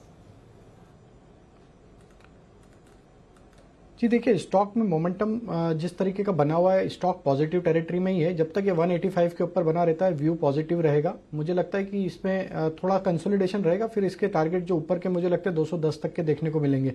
तो 185 strict stop loss, positional target 210 का है। थोड़ा सा कंसोलिडेशन के बाद मुझे लगता है अपमूव इसमें देखने को मिलेगा। यहाँ पर एक चीज़ और करनी चाहिए। टाटा केमिकल का लॉट साइज आप जरा बताएंगे? मेरे ख्याल से 581-82 से 588 हुआ है। अगर आपके कल के 2000 की जगह आज ही 2000 बन जाए तो रजत जी, अगर 2000 बन रहे हो तो बता दीजिए, तो लोगों को 750 का लॉट साइज। तो कितना रुपये बढ़ाना पड़ता है इसको? 750, 3 रुपये। हाँ, 3 रुपये, 3 रुपये से ज़्यादा बढ़ चुका है। तो अगर जिनके 2000 बन जाएँ और जिनको 2000 चाहिए वो ले भी सकते हैं। बाकी कल के लिए एंजॉय करिए। ठीक है। तो टाटा केमिकल में टाटा ग्रुप के स्टॉक्स में फिर से कुछ हो रहा है। यहाँ पर है, इन्होंने जो अपने वर्टिकल्स में बांटा ना अपने बिजनेस को, उसके बाद से एकदम सही वक्त पर ये स्टॉक पकड़ में आया, दिन के हाई पॉइंट पर जाकर बंद। और आप देखिए दिन का चार्ट दिखे टाटा केमिकल का, आपको समझ में आएगा किस तरह की शानदार खरीदारी होती हुई दिख रही है। और जिस तरह से ओपन इंटरेस्ट बढ़ कर आया है वो साफ तौर पर बता रहा है कि कुछ तो अच्छा हो रहा है। तो एनीवे जिनको ज़्यादा कमाना है वो उनकी अपनी रिस्क है। 2000 के लिए आज का काम हो चुका है खत्म।